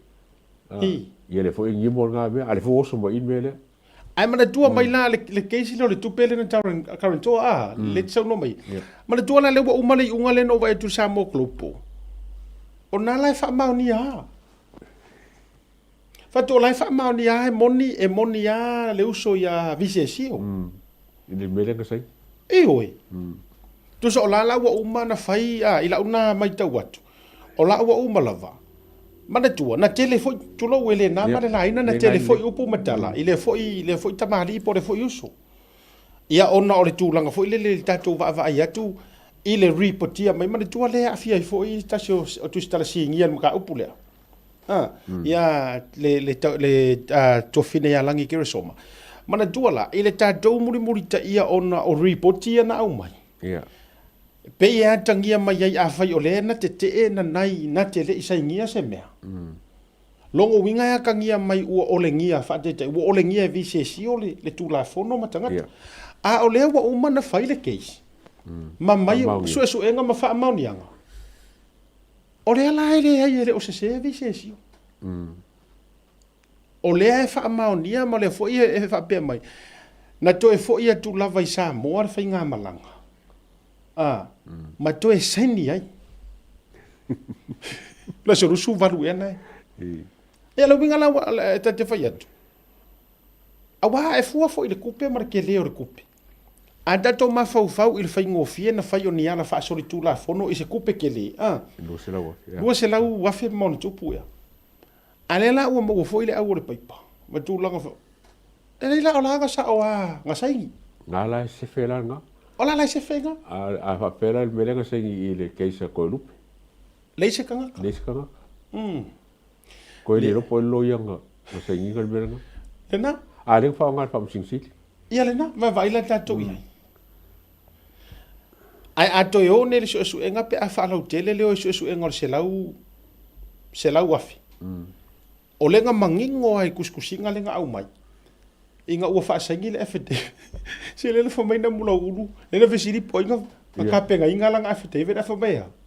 O limo. Ia, me langa le whaare kongu mai me. O le whalau whainkaanga whai se mele me ka apunga. Nanga e se mala maka. E kere ngau e. Mo suanga hunge so le e le se kange se lau afe o ye. A lea lava e loke le whamsimusi. E le se tangi? A pa mele kangola whamsimusi le whaisam kangi. A oso lai kangi ngā. O lenga whai a kulanga kangi e wha tauala mai I whaurulunga o le whamasinonga I a bali I John Tay Maralangi. Mana dua o le tangi mua e muri aku wakura o kangi. O le kangi mua na ngā langa ave o I le ofisa o leo. Aki ke e mangai. O le tangi e tauala mai le ofisa o whamasinonga I le whaurulunga o whamasinonga. Ona o le tau valeina ma le tau leanga ino le swafa o le whamasinonga. Ai a wakura kangi ngā. Ai a kongi pa. Ma koe fa mai. O la ua fiso kai mai le CJ, le whamasiko sini. E le manga o e fia in wawfua ia mea wa vai la tātou ia. La amusu la e whaisanga kangi. A nga I ka ngaka ia le mea ka ora kau whaaleanga ma mea uma. A lea e tau mawhai e lote le mataha upu e le o iei se kangi. Ai leo se kangi whaasanga e simakipa. O le kangi whaasanga I kofinga. Le nā tonua. Il kofi whamsimusi le whaasanga I ka. Ia, ai le kari inga. A le lang wham, kau whaoso o le whaoso loia siri. E sau whaise kangi. Ai me le kango ia whaite kangi. O le la ua whai atu nei le tala. A le la ua amai le whaasirisila ka whaalaua I te lea le loia siri. E le ai e tofu a tātou. E pei ale tala foi lele la apostolo, pe ale tala le tuspa ia. E tasi ale tino. Ai ese I tu tino. E ngalue a la le I kukingo ia. E tau uma tātou o le tulafono. Ai ngalue a whaamasingo I kukingo whaamasingo. Ngalue lo ia I kukingo whaano ia. Anu mele wa iei. O nisi tangata ua mana nao e lau whali ka alo koe ka fua. Koe taima. Ia timekeeper. O hai, e ikanga ka kusore mena la utupu nei. Wa mana ole stangata e tasia ai u mai ia. Ko finga ma makafa yo ese. Sao leia. Me ngal ke fia aka ke isle. Wa foi ali pe fori ja pipi kangi na ngala mo fa le kongu a kolme ya kamlo. Wa piu la si fa masi ko e fa oso se le pese me. O le fa ya kwase le mo fulu ala oso mai se la wa. Eoi. Fatua I fo ya ele mafai ona focus le leile tangata ia ile I le ngā ruenga man matafa yoi mali tūtino wa ave iei ngai. A ole melo o tupu. E umang whai ungo I koe whakongu o. Kau ngoi whai me lei o kou ia. O koe ka moi o. A o umarang whai unga ia whakakari pe whai usi me pere. A mea mo whai e whamar. A whai mele, whai mele. Ko ki a whakongu mar whonga whakara.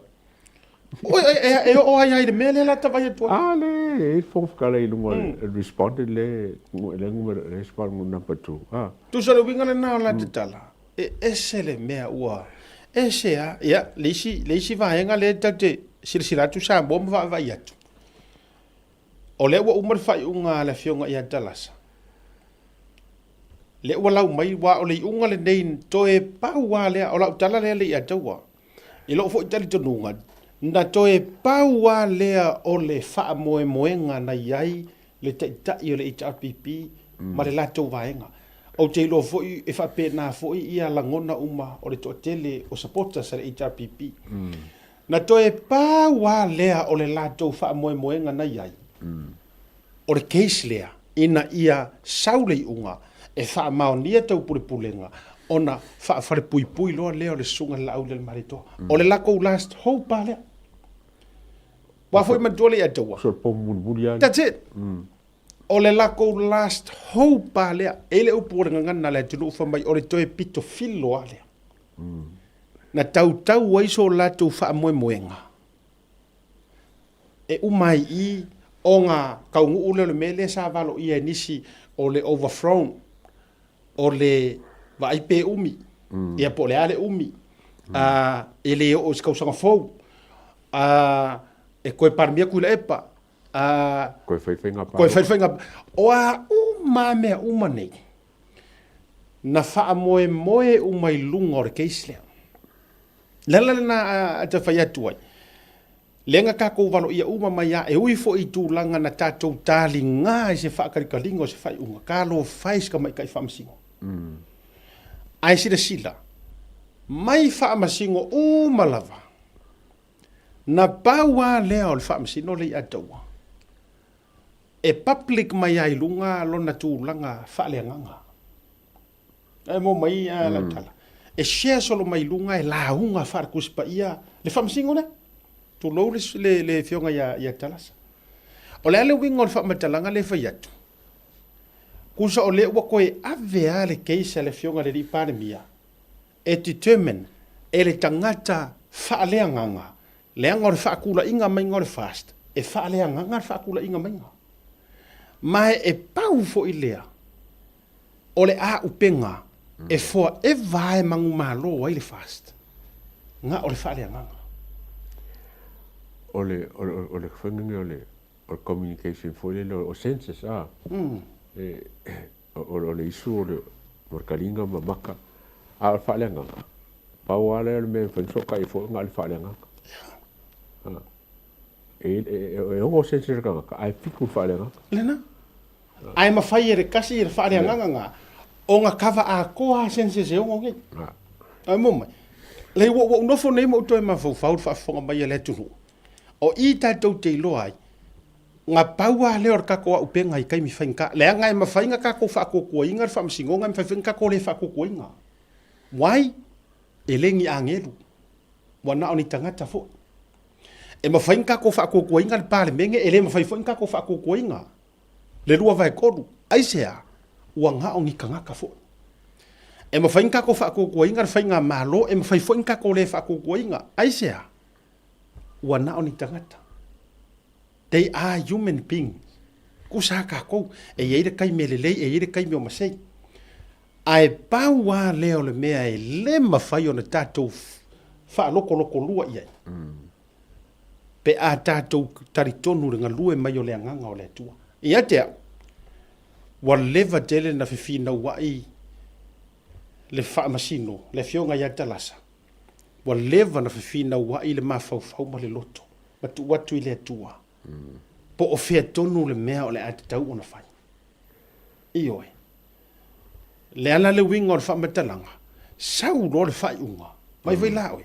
Sau wa le whai unga. le ai security kau ai umai kuai le ai se fa mau ngia ngonga mea la vea mai ai ma fipule ai la vea mai ai ma ti o fa tau mala masi vanga na ai lise ya embe se fo yo sam ma sion to dua le ai tau a fa mai a si u yo fa unga le tupu mai lo le me le sila la le a tau le pine le ma kua le ngofo le le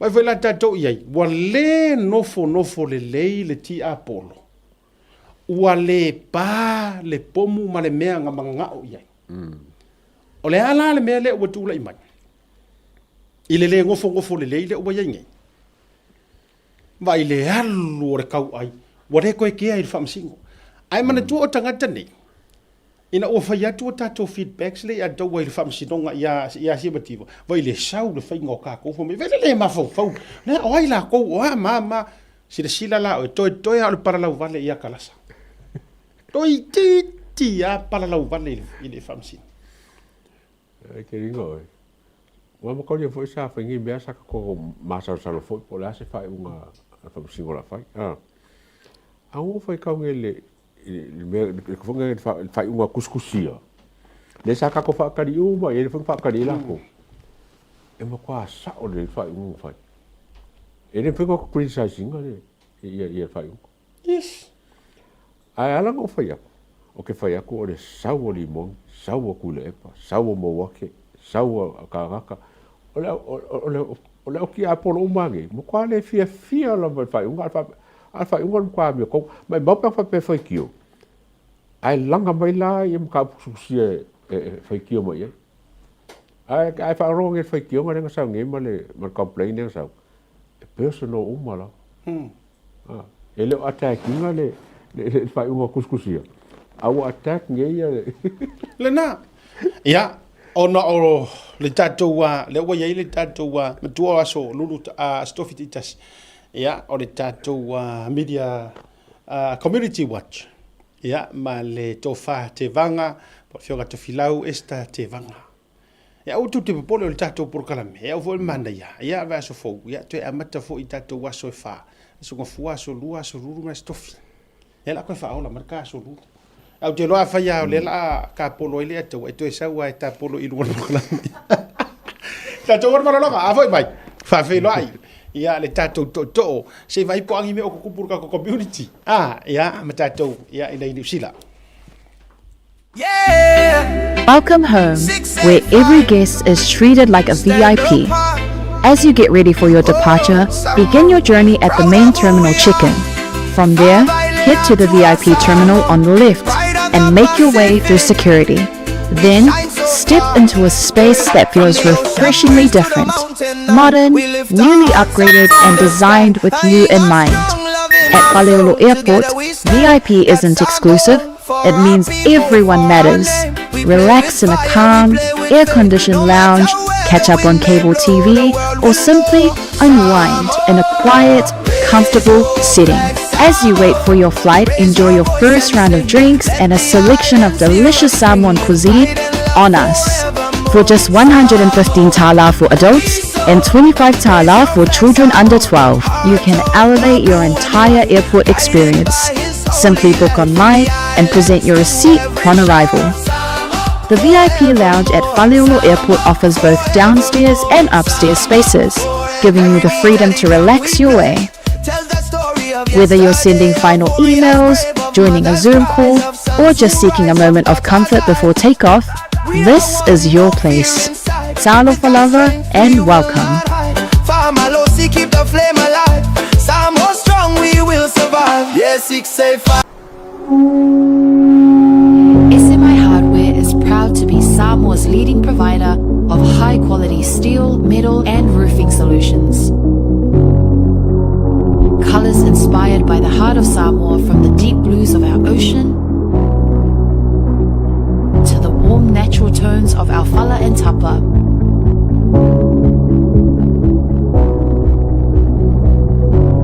To the vibrant greens of our island plants. With over 12 colors to choose from, you can find the perfect look to complement your home, business, or community project. Built to handle the sun, soak, and storms with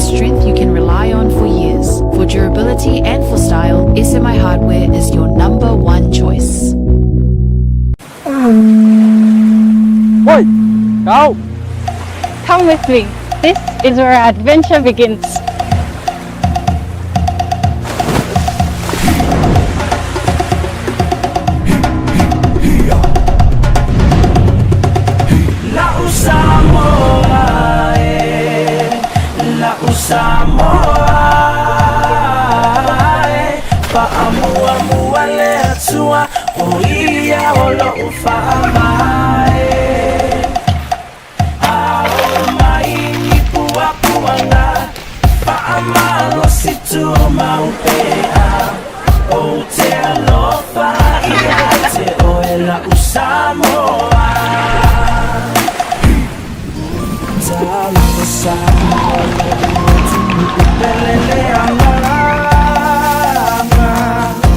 I say yo pese pese atu mafamatala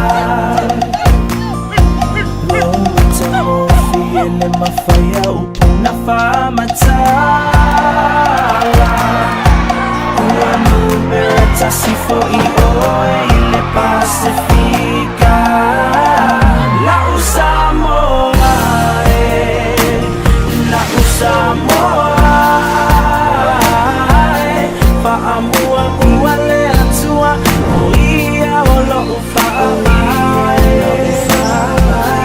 ao mai ni pua puanga faamalo situ maupea o te alofa ia te oela usamoa ne mafai o nanamu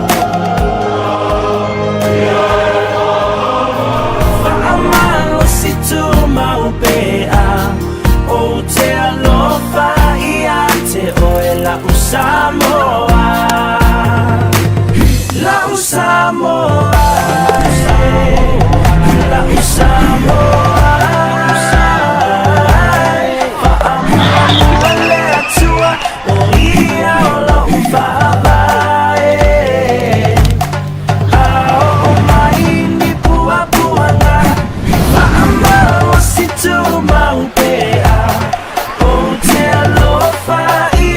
You call it paradise, we call it home. This is Samoa.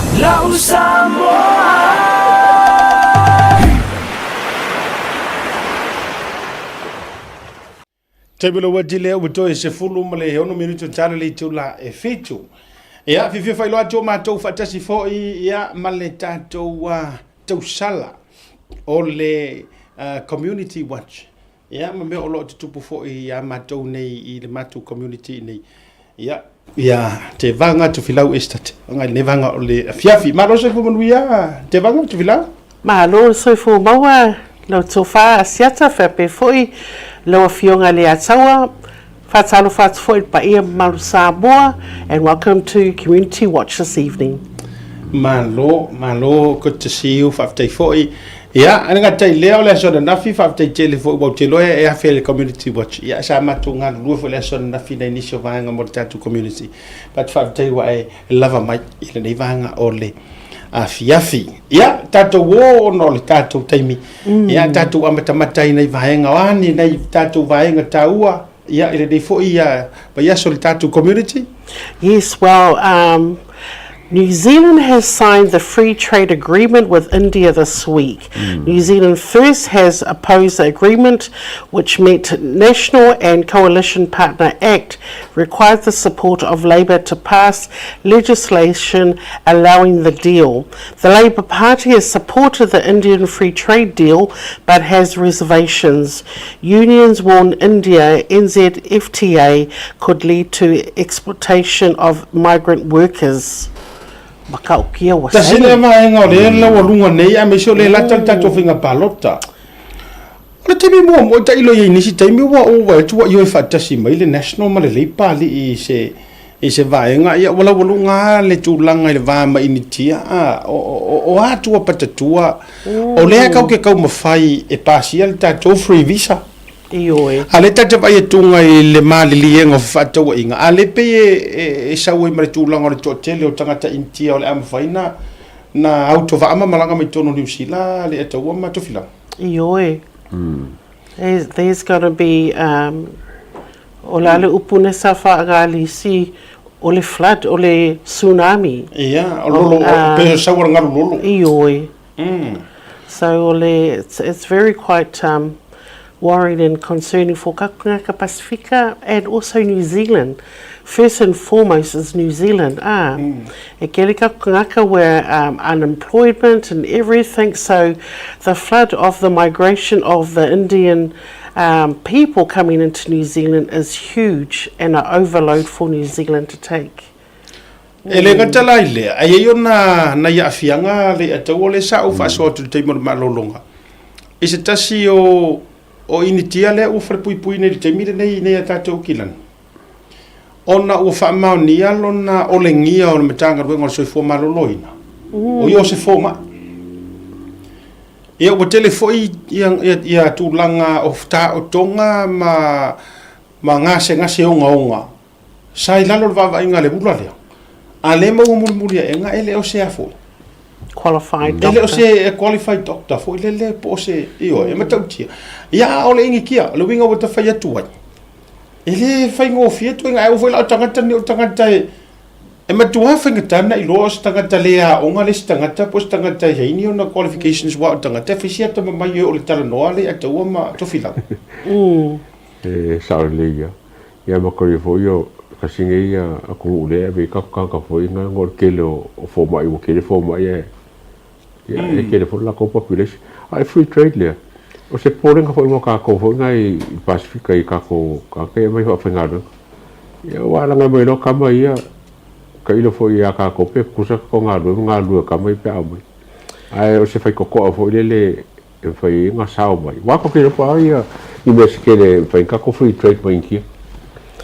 Yeah, well, you know, our export, because okako, it's the meat, it's the forestry, agriculture, our dairy products, but it's not all business, our ngai trade now.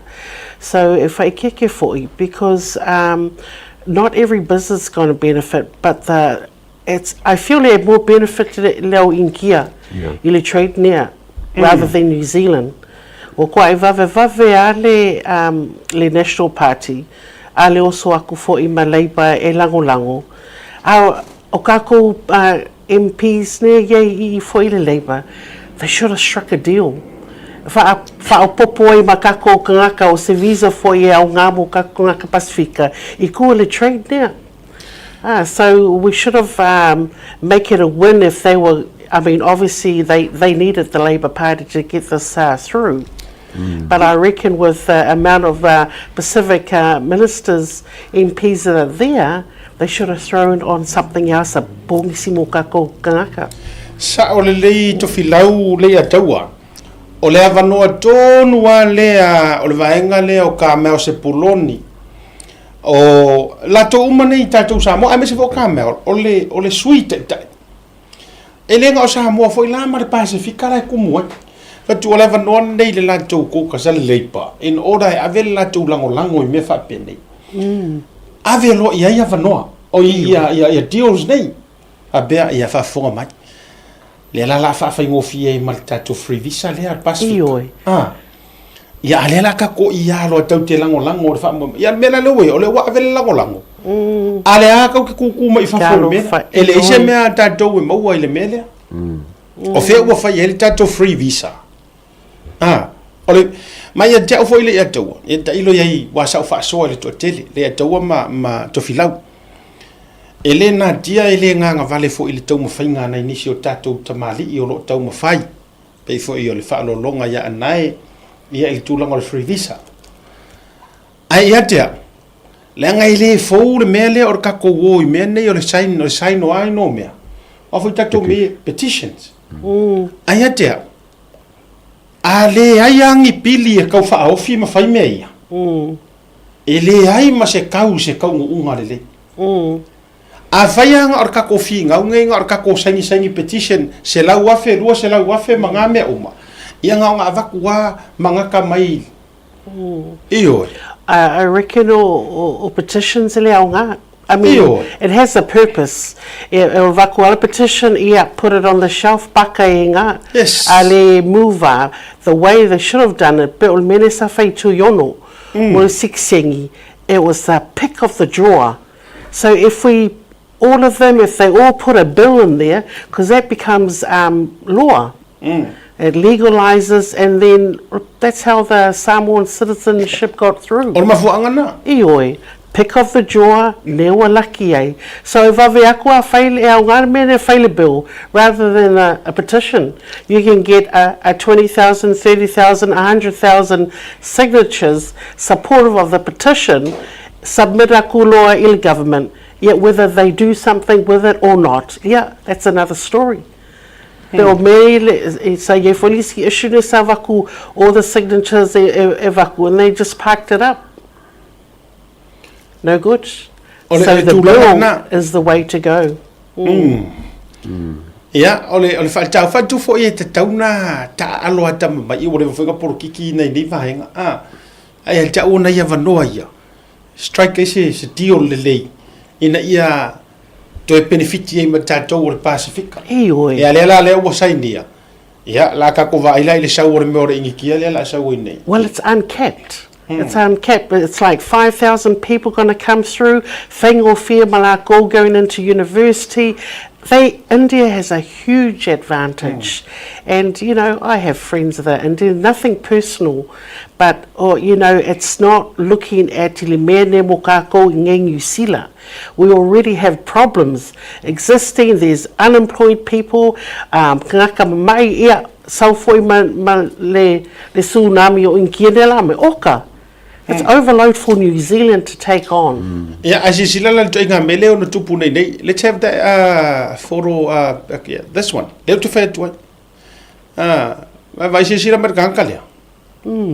Fake doctor in Auckland. Le taf le pui. Out tangata le. Wakele mia maima. Kia.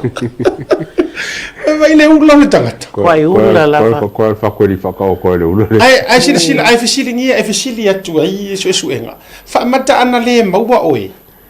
E te fa mata fa wawa ya la umele le na fa. Ai kali ia anga le maua nga ia it will continue. But you know, for you, ole aku billions. The population is millions of people. So of course they're going to do anything to a little white lie, or that's a big lie, to get into a country. Waka o kia. Ole si lava e nga a o ina sau tu lou lava tamaia. E mawhai ai ona whaalea o ngā ina tūlanga o rate whainga ruenga. Awalanga a saula tu inga tama fai fatu kama fo ie le nau a ia or ko inga nga ruenga fo ile le e ka kaunga nga ko se furu le rate kaunga fai nga ruenga ia pa kama ia le se furu atu tu inga nga ruenga fa pena ia e me se fo ila fa toi fo o nai ia afianga ia arfisili le lepa le fi ava toi la fa fisili. O le ala se me o pengifiki ai ka kou Pasifika mai I de media.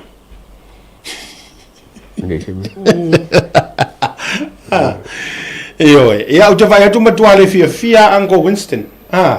Matua le fia ia vavasa mana ia Winston Peters. Ia ile fia inga le ufeo soi le national. Ia au mai le fisosoania le leipa ina ia pasi ai vainga le. Yeah, kelo foi in kia, they hard workers. So they will take any galuenga that comes. Whether Uber driver, you know, they will take anything that comes, and to get out of the overpopulated nation, they can't wait. Ole singa luenga o va ile nei taimi le atu me to filau te saua o New Zealand. Yo te lofo ina lua mua mai e to over male luas futo sanga taluna o nei. O to saua o te mau mai o nga luenga e aveloli.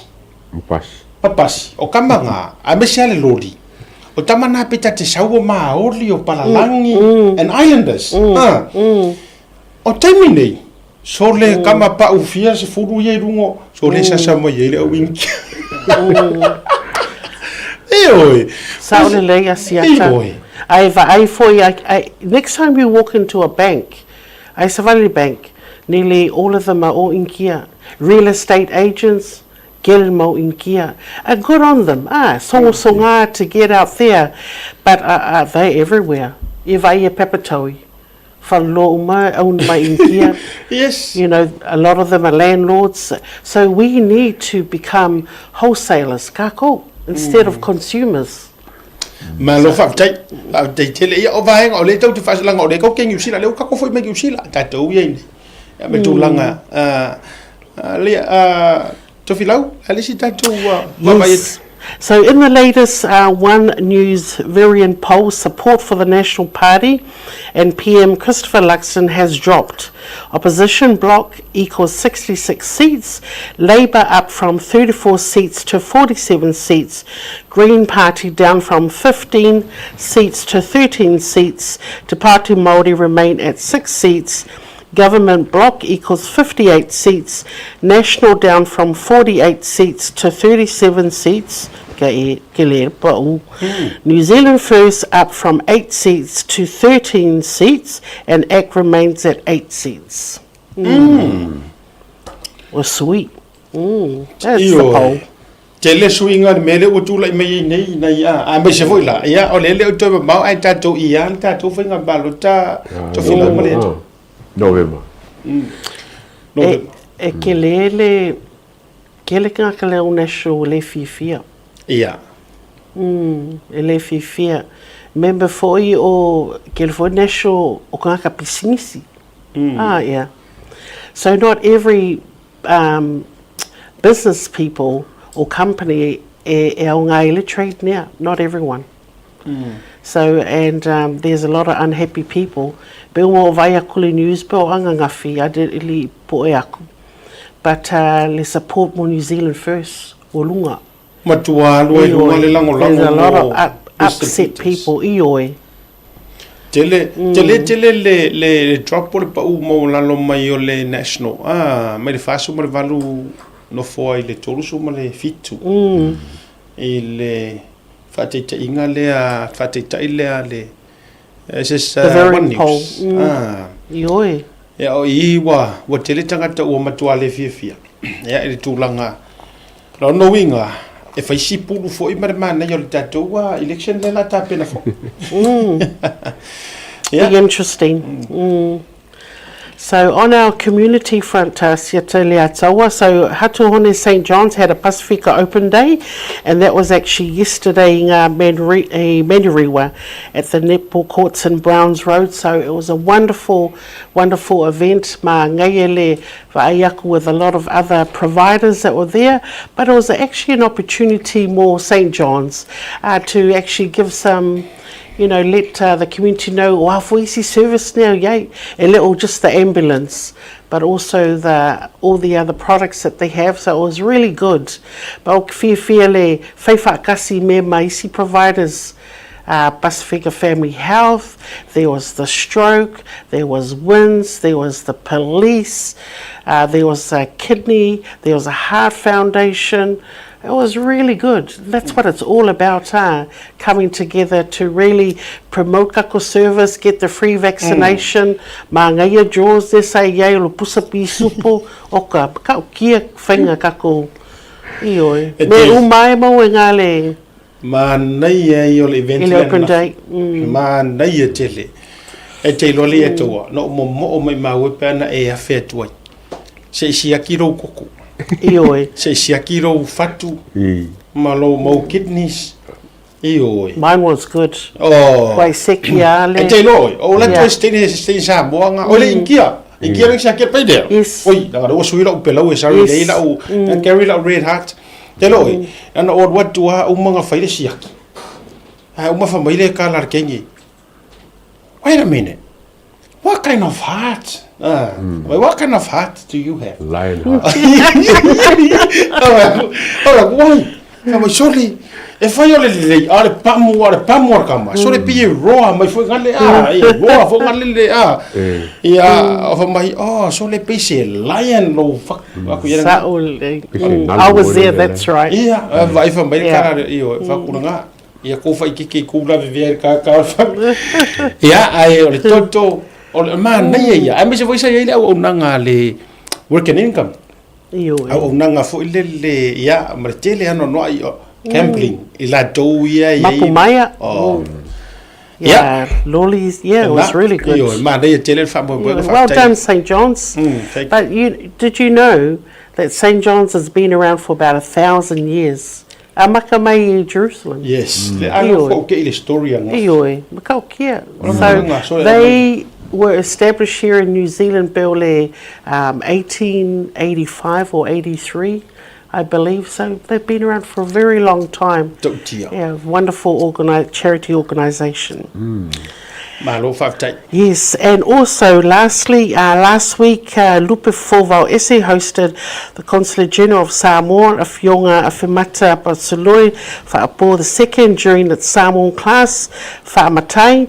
Registration for first quarter is now closed. Registration for second quarter opens the 1st of July. Next Monday at Meneriwa, Community Asongafua will be hosted. Will host the Consulate General of Samoa, Afionga Afamata Pasoloi Fa'apo the second. Next Monday is also the monthly Fa'aliulela social event for seniors. So that starts at 10 o'clock. For Asongafua, so it's an opportunity. So for Alongo, we'll have Daniel Newman, who's a counsellor. So this is the opportunity to come, voice your opinions, listen to what some of the updates in your local board, and also what's happening with council, and opportunity to also, as our guests on Monday, will be Fionga le Consula of Samoa. Malo faftai yoe asonga fua fo ia matou madrewa tatou fo tamama tina matutua to fo ia madrewa matai Samoa po oi lava le fai o se vai fo le le skala le afio mai so ses all welcome ya ele tatou wa fa moi le asonga fua Male free lunch. Yeah, free lunch. Buffet lunch. Okay. But tatou fa moi. Can we have the poster back on one more time for molia the community? Yeah, there you go. Tatou felo ia ile asonga fua. Yeah, ile tatou asonga fua mo tatou madrewa. Yeah, manisi fo I takanini papa kula. O fo ile hava no. Moli fa maloma fa tele to filau. Tele la valtapina no tatou wa tala oto o vai fanua ia me se foi o tatou community nei New Zealand ni tele le tua ia so le tua ia e se vai nga ke fia sangwa ia le tua ni ai bo mai o ka won ia mo mai foi la matou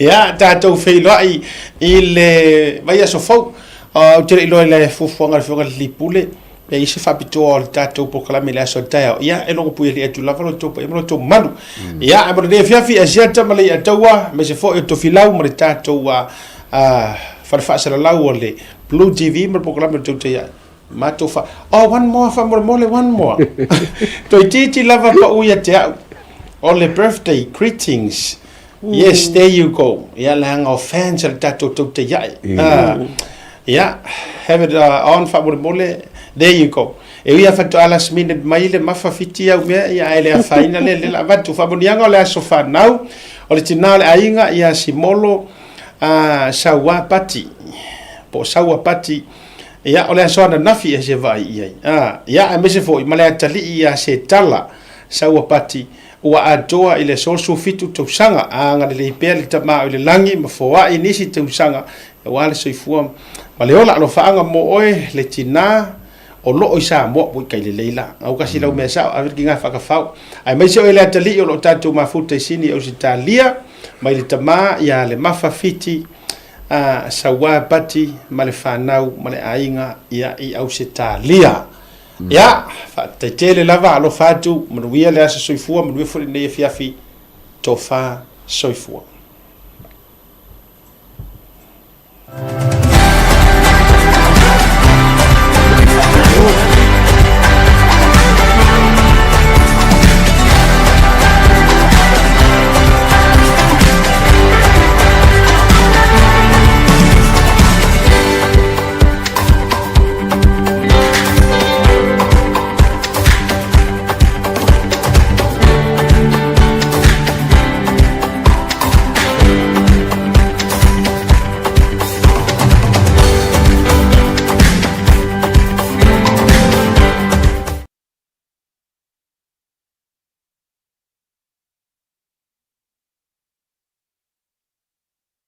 Avio maya, ilo ainga. Le no fuanga e matua whaata uaina iso o stangata. Au e whaata pena I mono tu wa e seatu, siaki mua mua o pepe balanga I le maraiwa le tele. Ona e anga ine ilo tūtau ngavani, o lo o iai le tatou VIP terminal. Ma e whaanga solo ai loa I le security. Ona e ulu whalero lea I se waiga e matua I mahofa tele lava lona mātou ofi. Le whaleolo airport VIP. O lono winga, o oe o se tangata matua tahua tele ia te matou. E te se e I le malu o te tonu o mātou potu whaatalitali, ma mai moa I ata ti whanga whaafiafianga ma so o se porokalame I a mātou wala ata ese. O au mea inu uma matau mawha Samoa ese mo re taimi mua e te tau nuu mai ai, e le eiso na te tomi a o whaatalitali ai lau whai malanga ese atu. O nei whaamarianga uma e te maua I le nao le se lau sa furulima tala mo tangata mātutua, ai lua so marilima tala mo whanau I lalo sa furulima rua tausanga. E paulawa le mea e te whaia o le totongi online, o na whaali leo lauri City I le taimi e te taunu ai. E te whaonga ina so o lava se vaenga o le VIP I le pito lunga po le pito ilana. Mo au whanotanga, Zoom, ia po li mahalolonga papua o ta pena I lau whainga amlanga. E sili lava lau ainga mon, le whaneiolo airport VIP ko. We will not hide. Famalosi keep the flame alive. Samoa strong, we will survive. Yes, it's safe.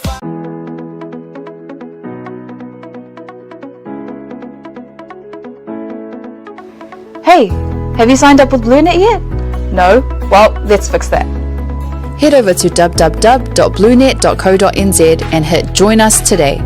All you need to do is fill in your name, date of birth, phone number, and a few other details. This helps us get you set up faster. We'll also need a photo of your ONT serial number and your modem.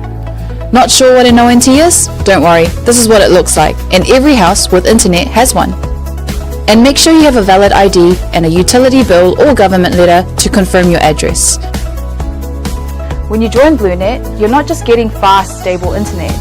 You're also supporting shows like Tautai A'e, Breaking Waves, and Sports Salanoa. Your Blunet subscription helps us bring you more content. If you sign up this month, you get $10 off your first 3 months. If you have any questions, call 0800 258 638. Join Blunet today.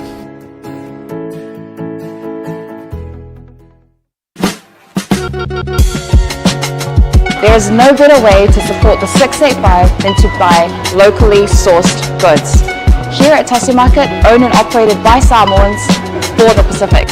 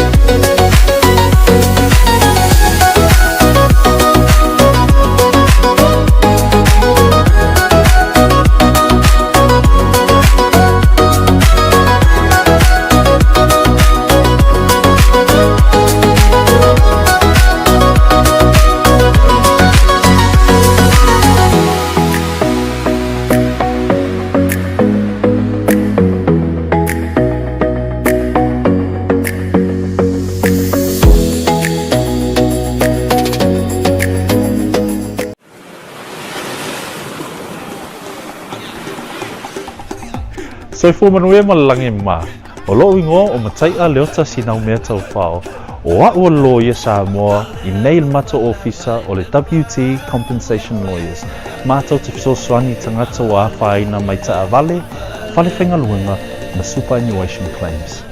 O le manulau ti o le mātou au-aunanga ina ia avele mātou ofisa e whai ma faʻasoa I tangata uma o le Pasifika. Aisea awa e tā ua le mātou ofisa tangata o le Pasifika.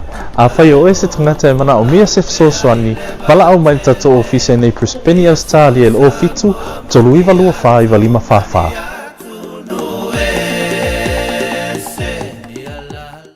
Mo le whaongaina o le talo whawha. Oi, go! Come with me. This is where our adventure begins.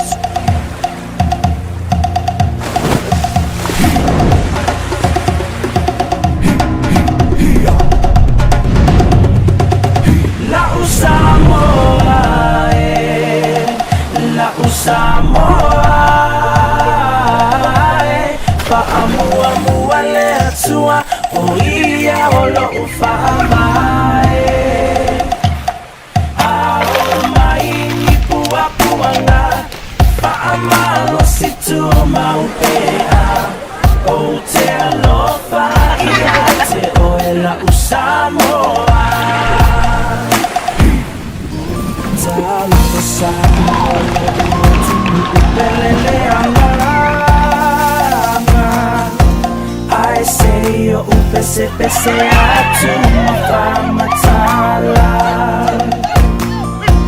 no mtamo fiele mafaya upuna famatala uanu berata sifo ioe ile pacifica la Samoa la Samoa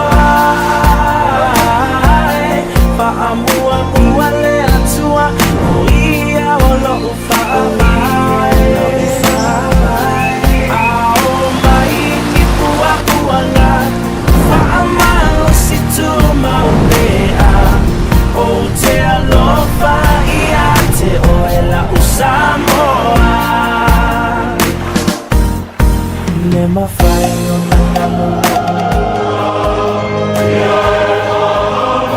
Fa'amalo si tu maupea O te alofa ia te oe la Samoa La Samoa La Samoa Fa'amalo le atua o ia o la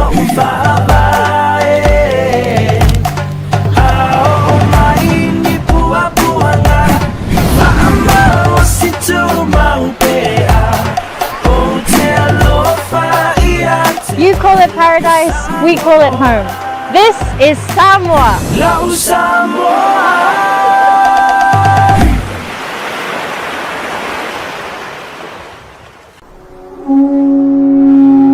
SMI Hardware is proud to be Samoa's leading provider of high-quality steel, metal and roofing solutions. Colours inspired by the heart of Samoa, from the deep blues of our ocean to the warm natural tones of our fala and tapa.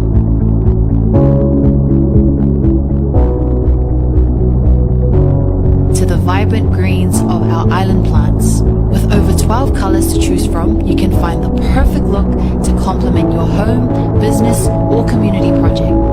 Built to handle the sun, salt and storms with strength you can rely on for years. For durability and for style, SMI Hardware is your #1 choice. Welcome home, where every guest is treated like a VIP. As you get ready for your departure, begin your journey at the main terminal check-in. From there, head to the VIP terminal on the left and make your way through security. Then, step into a space that feels refreshingly different, modern, newly upgraded and designed with you in mind. At Faleolo Airport, VIP isn't exclusive, it means everyone matters. Relax in a calm, air-conditioned lounge, catch up on cable TV, or simply unwind in a quiet, comfortable setting. As you wait for your flight, enjoy your first round of drinks and a selection of delicious Samoan cuisine on us.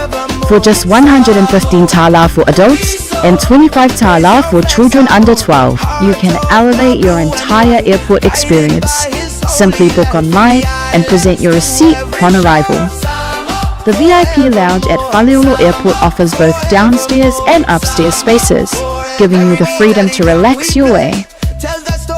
Whether you're sending final emails, joining a Zoom call, or just seeking a moment of comfort before takeoff, this is your place. Talo Falava and welcome.